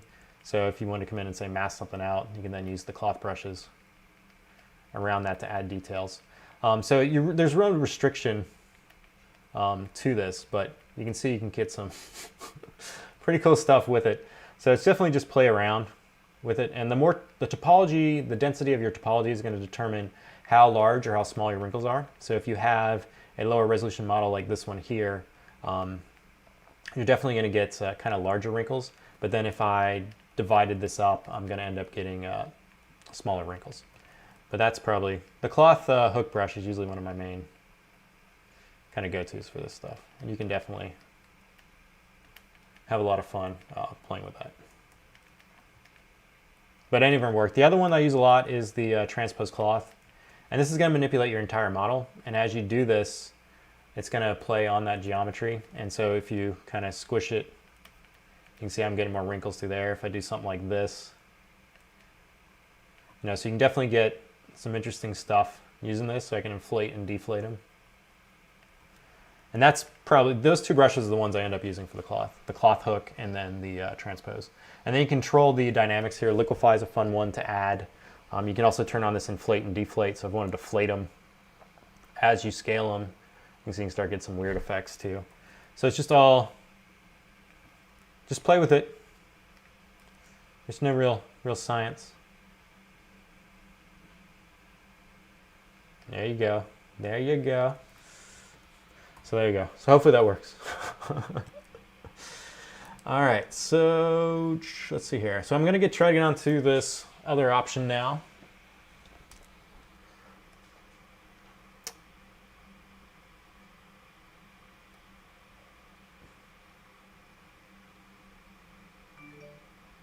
Yeah, so Dracomus is saying he's always amazed when he sees really high polygon models and they have these really low polygon wireframes, and that's definitely the thing there. So it's either being viewed with those normal maps and those displacement maps, and so you're just seeing the wireframe of the geometry. This for game engines, that's the geometry you'd send, the low one. And then the maps are going in and making it look like it's a high poly model. So that's exactly the process here. So taking your low poly or high poly, generating your normal map, your displacement map, exporting out that albedo map, and then exporting out the geometry, and then those are actually getting modified by those maps in the GPU, and then that's giving you the result. That's your standard pipelines for most game stuff nowadays. All right, so now I want to go through another process with the dynamics that's kind of cool. So I'm just going to come over here and we're just going to grab a blank project here. Blank this one.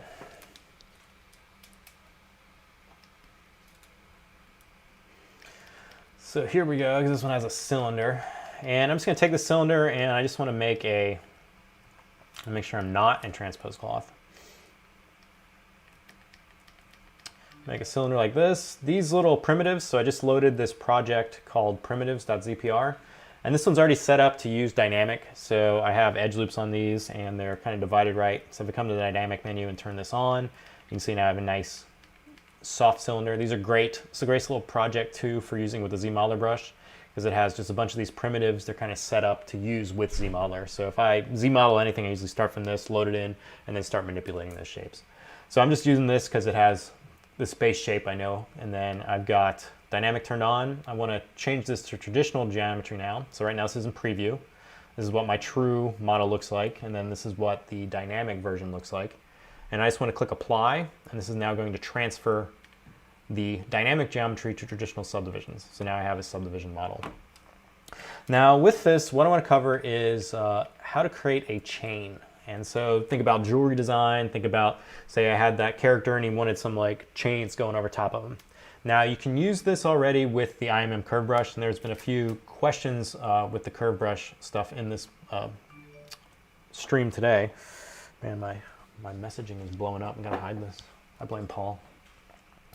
So I'm gonna go over here to brushes, and I'm just gonna, actually we'll just load in the default one. Let's close this. And I'm just gonna select a curve brush. Now you can make your own curve brushes. There's a million of these that are online. You can download and play with them. And the basic premise is they're insert mesh brush like we showed earlier, where it's a brush that contains multiple mesh geometry. And with the mesh geometry, it's then has the ability to be applied across a curve. So if I grab this IMM curve here, you can see all these parts that are loading in here. And let's say I'm gonna take, say, this coil one here. If I come across a model that contains no subdivision levels, and you draw this out, you're gonna get a curve, and then after it's drawn out, you're gonna get the mesh applied to it. So that may not have been a good one. Let's do the shoelace. There we go. And then now you can manipulate this with the curve, right? So I'm driving this geometry, which is being extended across the curve, and I'm gonna be able to manipulate it with the curve. Now we had a question about multiples of these. So if you switch to a brush that has multi-curves, what you can do is you can add more. So you just add a bunch of curves first, and then after you have the multiple ones applied, if you switch to an insert mesh brush, it'll then apply it across all of them. And at this stage, you will be able to drive all these curves individually. But you need to start with a brush that does multi-curve, and there are only those two like preset ones that are in ZBrush. There are two preset ones. So you have the multi-curve tube, which is here, and then you can also do it with the, where are you? The ZRemesher guide brush. That also allows you to do it. So you can draw your curves out, go back to your IMM brush and select, and then you're gonna get your curves here. Now, if you save, these curves are gonna get, the geometry is gonna get locked down. So we had a question about that. It's gonna be the same thing as clicking on the model. It's gonna lock those geometry pieces down. So just remember that when you're using the curves brush. Now with this, these curves right now, these pieces of geometry are being applied by these curves. So if I lock these in, I can most certainly isolate them out using that split hidden option or the split unmasked points. And I can definitely use these with the dynamics. So I can go to the dynamic menu here. I can turn off liquefy, make sure I have gravity on, and calculate my collision volume. And then I can run this, and I'm gonna get something like this happening, right? I can play with some of my options here. So if I go to dynamics again, I can set my firmness higher. I can also turn on self collision, which will prevent the stuff from collapsing into each other. And if I run the simulation, I'll get, close to kind of what I want here. But this is also, you see it does deform some of these a little bit because of just how the dynamic process is working. So it's not really, it's set up for more cloth stuff and moving things around rather than taking a curve brush and then draping it over everything. So what I want to do is I want to create a micropoly that looks like a chain. And then I want to take this and apply it to a piece of geometry. And then I can use that geometry with the dynamics to drive how that piece of geometry is modified. And then the micropoly is going to follow with it. And this will allow me to create this kind of really cool chain effect. So first, there's two ways you can kind of get to create a new micropoly. And I'm going to go, the first one I'm going to show is how you can modify an existing brush that you may have been using with IMM curves to get it to work as a micropoly. And so hopefully I'll have time to do both of these. So I'm going to come up here and I'm going to grab this necklace link. And this one will generate this nice kind of necklace link look. But right now this is being driven by that IMM curve. So if I want to position it, I got to move the curve. I'm not going to be able to really use the dynamics. I mean, I can use them, but they may not give me exactly what I want. So I want to take this part from this IMM brush and I want to isolate it. I want to get it over as a tool, and then I can modify that tool, make changes, turn it into a micropoly, and then I can use that micropoly with the dynamic menu to get it to work how I want it. So I'm going to come over here and grab the Polymesh 3D star. You can see this is just what that looks like loaded in. Then I'm going to make sure I have this IMM curve brush selected. I have that necklace link selected. I'm going to come down here to geometry, go to modify topology, and in here I'm going to click mesh from brush. Now when you click mesh from brush, this is going to look at that IMM part I have selected, and it's going to transfer the model data that it contains and turn it to a subtool. So if I click mesh to brush on that, you can see I have a new subtool now generated from that IMM part, and this is what it looks like. So this is how you would create that necklace link if you did it by yourself. So if you wanted to make your own necklace link, you can look at these as kind of like templates too. So if I want to add more detail on this, I could definitely go into the ZModeler brush, modify this thing, and then just create a new insert mesh. This one's set up as a tri-parts, so it has 3 polygroups, a start, an end, and then a middle, and the middle gets repeated.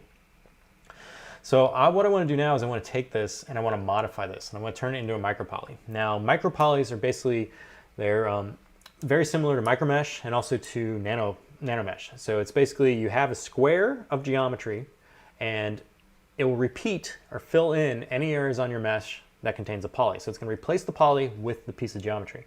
And when you do this with micropoly, if you have open edges on the sides and those edges can connect, if you did something like a tiling part of this, they'd weld together and you get a nice seamless mesh.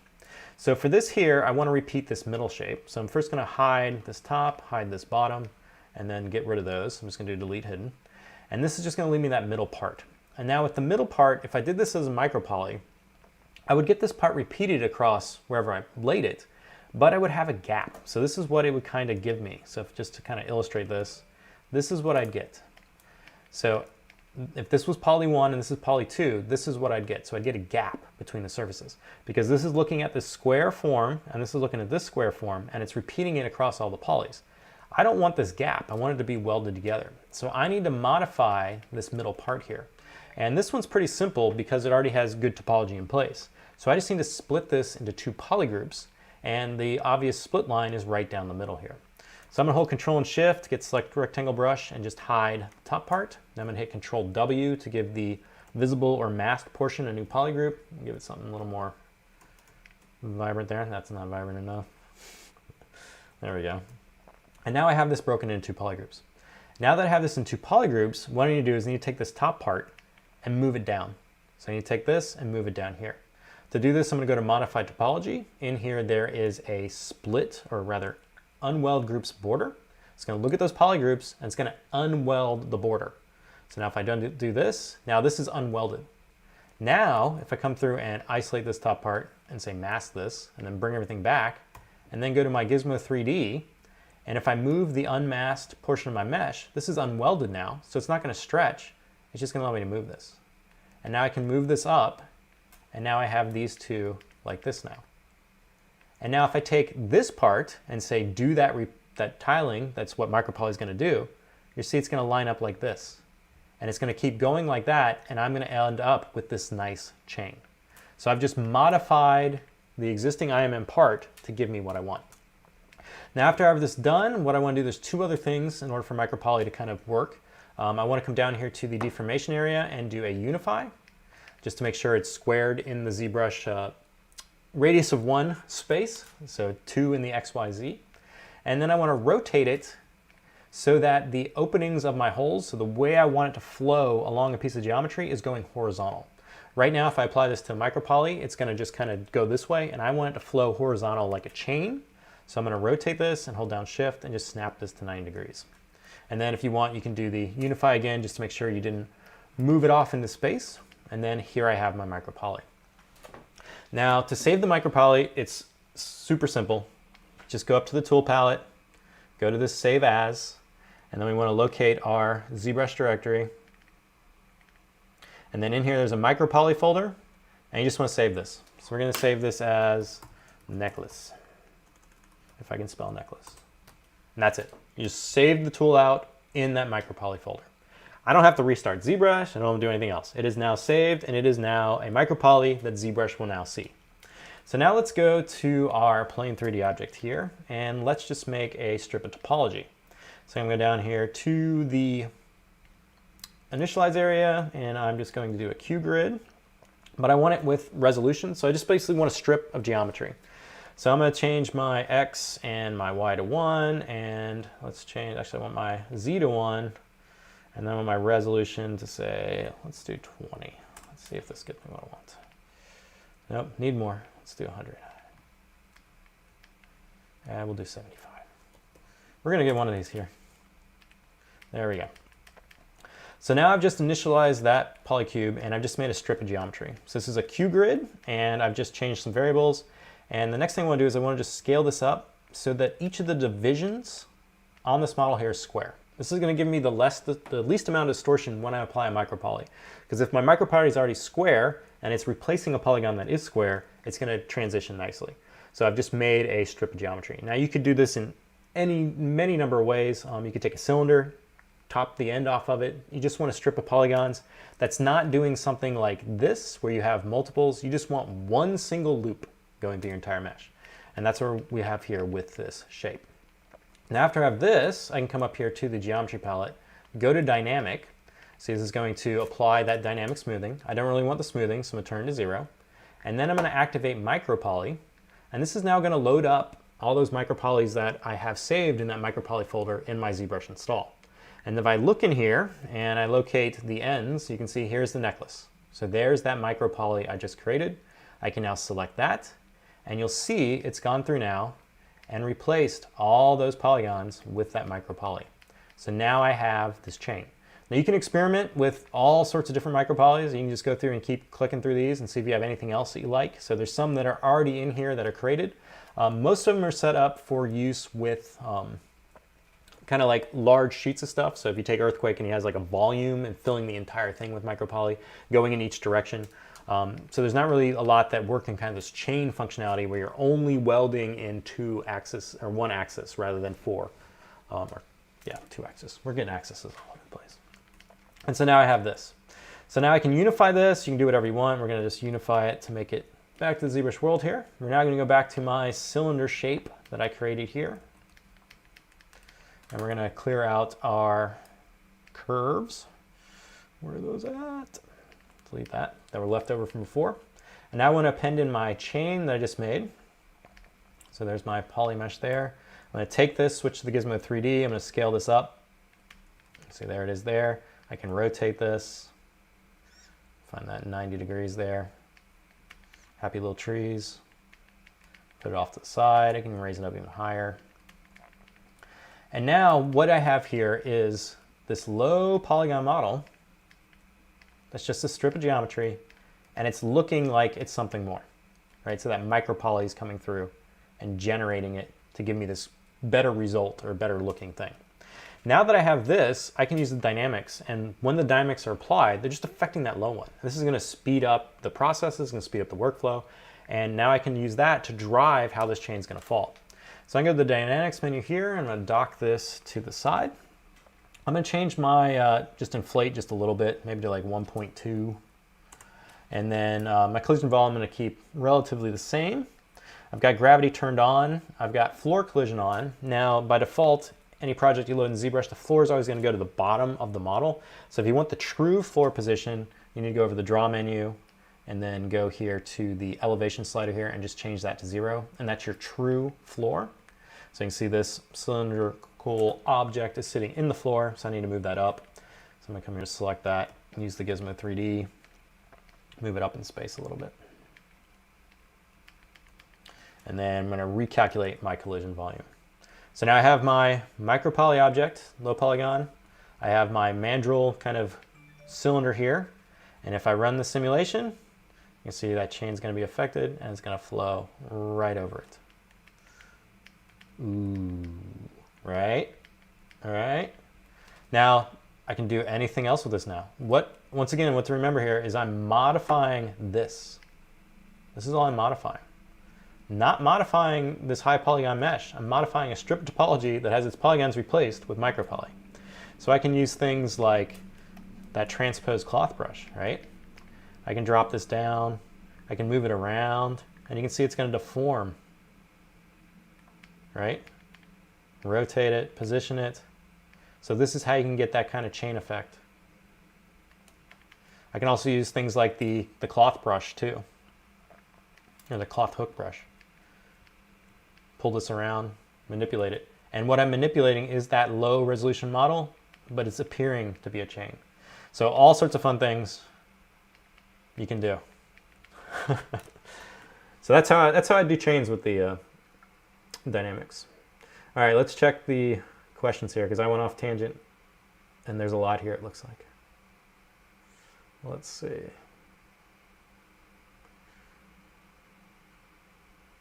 Let's see, Paul's in here and Daisuke's in here too now. So the keystroke display app I'm using here is called Noboard, N-O-H-B-O-A-R-D. Let's see if I can, this one's got, there you go, Noboard. That's what I'm using here for the keyboard. And then to get it always on screen, I'm using another program called On Top Replica. And that's what generates this. So it allows me to take anything I've opened and then I can generate a replica of it and that's always going to be on top. And so that's how I have the keyboard showing up. So another question about cloth stuff and zero meshing. So yes, the cloth, when you use it, it's going to be highly dependent on the topology. So if you have a topology that's really sparse or has different areas where it's not the same resolution all the way through, when you use the cloth brush, you're going to notice it when you use those things. So you want to make sure if you can keep your mesh, having that kind of even, consistent topology, it's going to give you better results when using the cloth stuff for the dynamics. And with that, the ZBrush is a great way to go through that and do it. Vec is asking, why can't I mirror and weld when I have something on the negative X? So what I recommend doing is going to the Z plugin area up here and go to Subtool Master, and there's a mirror option here, and this will do the process where it'll mirror if you have a subdivision model. Comics Legend, I'll take note. I'll write it down.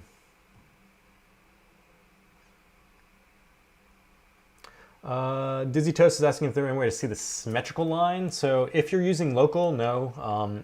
If it's in the center of the world, you can definitely add another floor grid.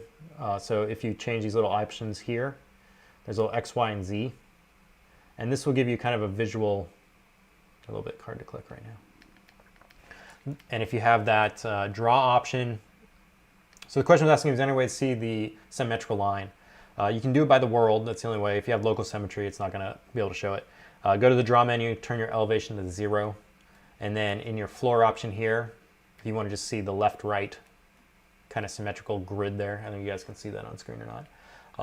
Just turn on Y. Or actually turn on Z. You want Z. And that'll kind of show you that symmetry line.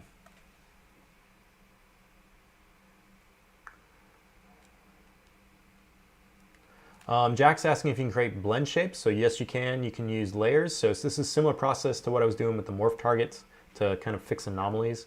Every time you apply a layer, so there's a layer palette here, and if you apply a layer, it's basically going to store the vertex position of that model. And so you can add multiples of those and then get the blend shapes off of that, and then you can actually export those out, so using Maya as an MA. Zoomer is asking that the chain fall down faster when you render the animation. So the speed of the chain in which it would fall is going to be based on how fast I have this gravity strength. So if I set this to like a low number and then run the simulation, you see how slow it's going to fall. And as it's falling, you can stop it. The more control option for doing it is definitely that transpose cloth, because you can actually come through and deform it and move it around. And if you scale, it's going to apply stuff. Another thing fun with the chain is this liquefy option here, and this is going to look at an anomaly you may have in your object. So if I do this and make a bend in my chain and now run, let's up my gravity to 5 again, it's now going to use that in its calculation. So you see this area is going to fall first, and then it's going to wrinkle out like that. So there's a whole bunch of different ways you can kind of control it using the sliders over there, but the speed of it's always going to be based on gravity. If you want to do inverse gravity, so let's say I had, let's go back to this, I want to go upside down, just flip your model. The gravity is always going to be at the bottom of your screen, and if you come up here and do gravity and then do set direction, ZBrush is now going to see this as the up and the other one is down. And so now if I come back to here and I run this, you see it's going to go upward. And see with that liquefy on it now, it's going to look at the bends, and I'm getting this really cool kind of effect. All right, let's see here.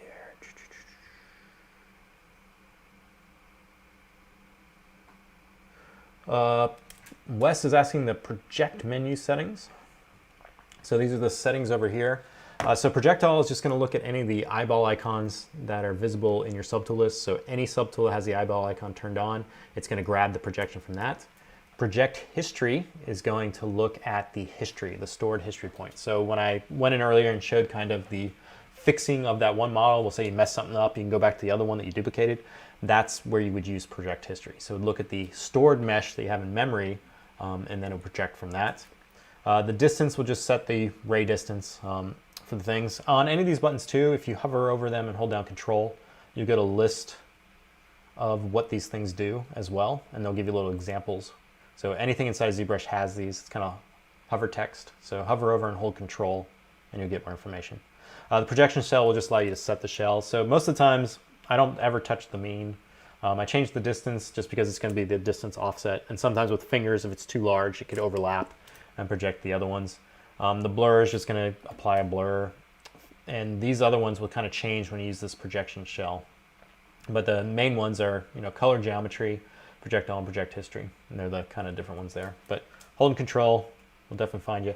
And if you have any other things that you may want to know more about how it works, you can always go to this help menu here. And in here is the online docs. So I know those have a bunch of information on the projection process as well, and they'll step you through it.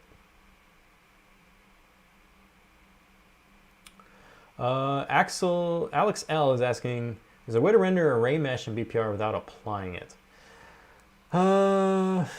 It will render as long as you don't use mirror. So try that and see if it works. If not, it should work for everything, but mirror sometimes will give it some issues. So if you take the, say, project of, there's that mech loader there, the ZModeler mech, that one has some array mesh in it. And if you have, it has mirror because it's taking one side and mirroring over the other, that one often, sometimes will not render. You cannot assign a hotkey to spacebar. Sorry, Juan. So Enzo is asking about array mesh. Do you find it useful to use array mesh? So Paul, who's one of the other Pixologic developers here, he uses array mesh a lot more than me. And the main thing he ends up using it for is repeating parts. So with that, let's say I have this sphere here, right? And say this is a bolt on a weapon or something. Like I could take this and hold control to duplicate it. And then as I'm duplicating, I can release control and drag, and I can repeat it like this, right? And so I can generate a bunch of bolts. But now let's say I want to sculpt on this bolt. None of these are being updated, right? So I would have to go through and sculpt on all those, right? Well, if I undo this, and let's say I now do an array mesh, I activate array mesh, do transpose, and we'll do lock size and lock position. You want to make sure you have transpose line. It's going to make it a lot easier. And you can drag this middle one and get my repeating shape out, and then I can up the repeats. Now I've gone through and done that same process. But now if I come through and manipulate this one, you see they're all going to update. So this is the key thing with array mesh that most people use. This is what I usually end up using it for, is repeating. So you have a shape and you want it to be elsewhere. And this works great with the live Boolean system because you can basically just check, like, oh, maybe I don't want 6 of these. I can go down. Okay, 3 looks better, 4 looks better. Oh, maybe let me just adjust this. Let's pull that in a little bit. Okay, 4 looks good. It's all non-destructive at this point because you're sure just manipulating that one shape and now using this to repeat. But you can also get some cool effects and some happy accidents with this too, just playing with the different things here. So this is all arrayed. You can move it around and manipulate it. So if you want some random kind of art deco type stuff, you can definitely get it with the array mesh too. There's also presets. So if you go to the array mesh option here, there's a bunch of presets in here. And these will kind of, I'd say, look at these and kind of extrapolate what settings they're using, because you can definitely get some really cool stuff out of these too. So this one's like kind of giving me this kind of effect now. There's also some that are, creating entire walls. So there's an entire wall of that same part. And you can switch through these in the presets to just kind of get different effects. There's a wheel. So it's basically just taking one part of geometry and moving it around is the main thing. But for duplicating processes and trying to figure out your design, it's great. And Paul does a lot of it in his streams. Juan's asking where to add a graph editor to the custom menus. You cannot do that either. No graph menus. Joe Men is in the house.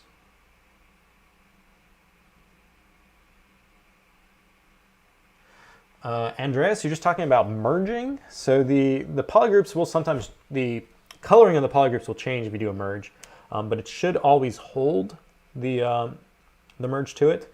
So if you have, or hold the grouping, it's just going to change the color.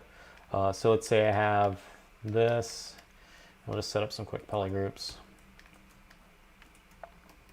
It's getting a little bit different color here. Oh, so close. Give me another. There we go. So I got 2 there, and then we'll append in, say, this cylinder. Where'd you go, cylinder? Get out of that transposed cloth. And then we'll give this a new polygroup. And we'll give this a new polygroup.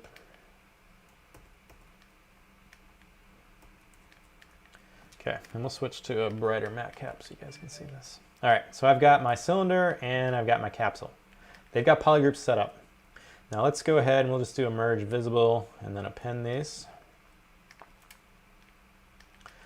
So here's my merged version. So you can see the coloring is a little bit different. So if I shift S and go to this, you can see the coloring changed. But the grouping should all be the same. So if I go back to this one, let me clear my canvas here. After you merge, all that grouping should still remain. So all your initial polygrouping you set up should stay. But it will change colors after the merge. Does that make sense? Is that what you're asking for?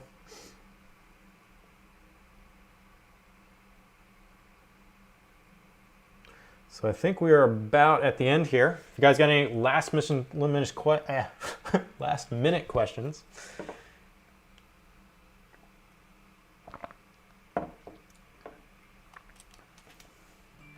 the FN key, does that really go to subtool down?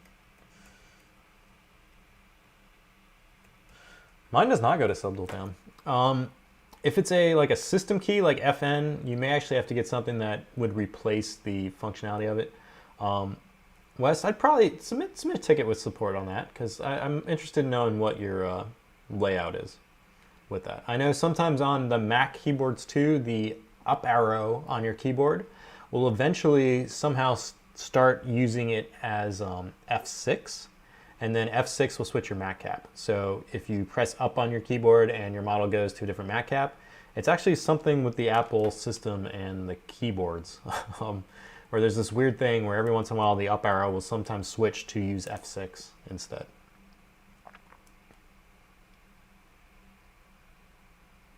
So Enzo, that's another one that's weird. Is your friend on OS X or Windows? Does it show up if he goes full screen? That'd be another question. If not, I'd have him also submit a ticket to support. So if you go to the help menu here and just go to Pixologic support and have him fill out. I think it's start a conversation now is the link you click on there.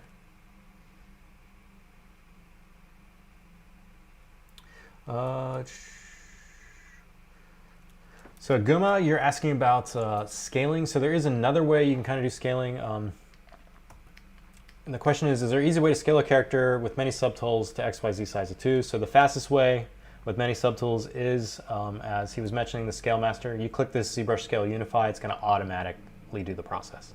The other way you can kind of do it is if you scale a model, you may have to use the deformation palette for this and size it down here. Then click Repeat to Other.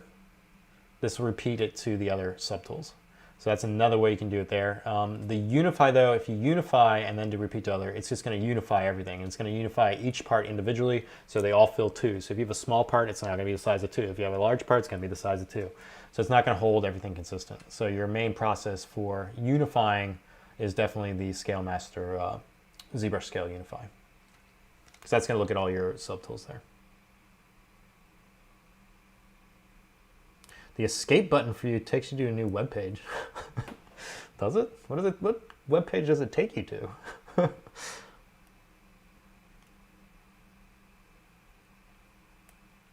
David Lee, it's always something we're always in development, so you never know.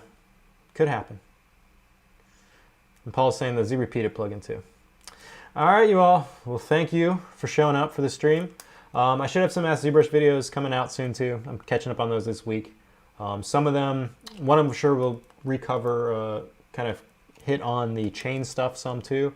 So if you've watched the stream and you want another recap that's kind of a pre-recorded one with maybe a little less errors, you can hop over and watch that too.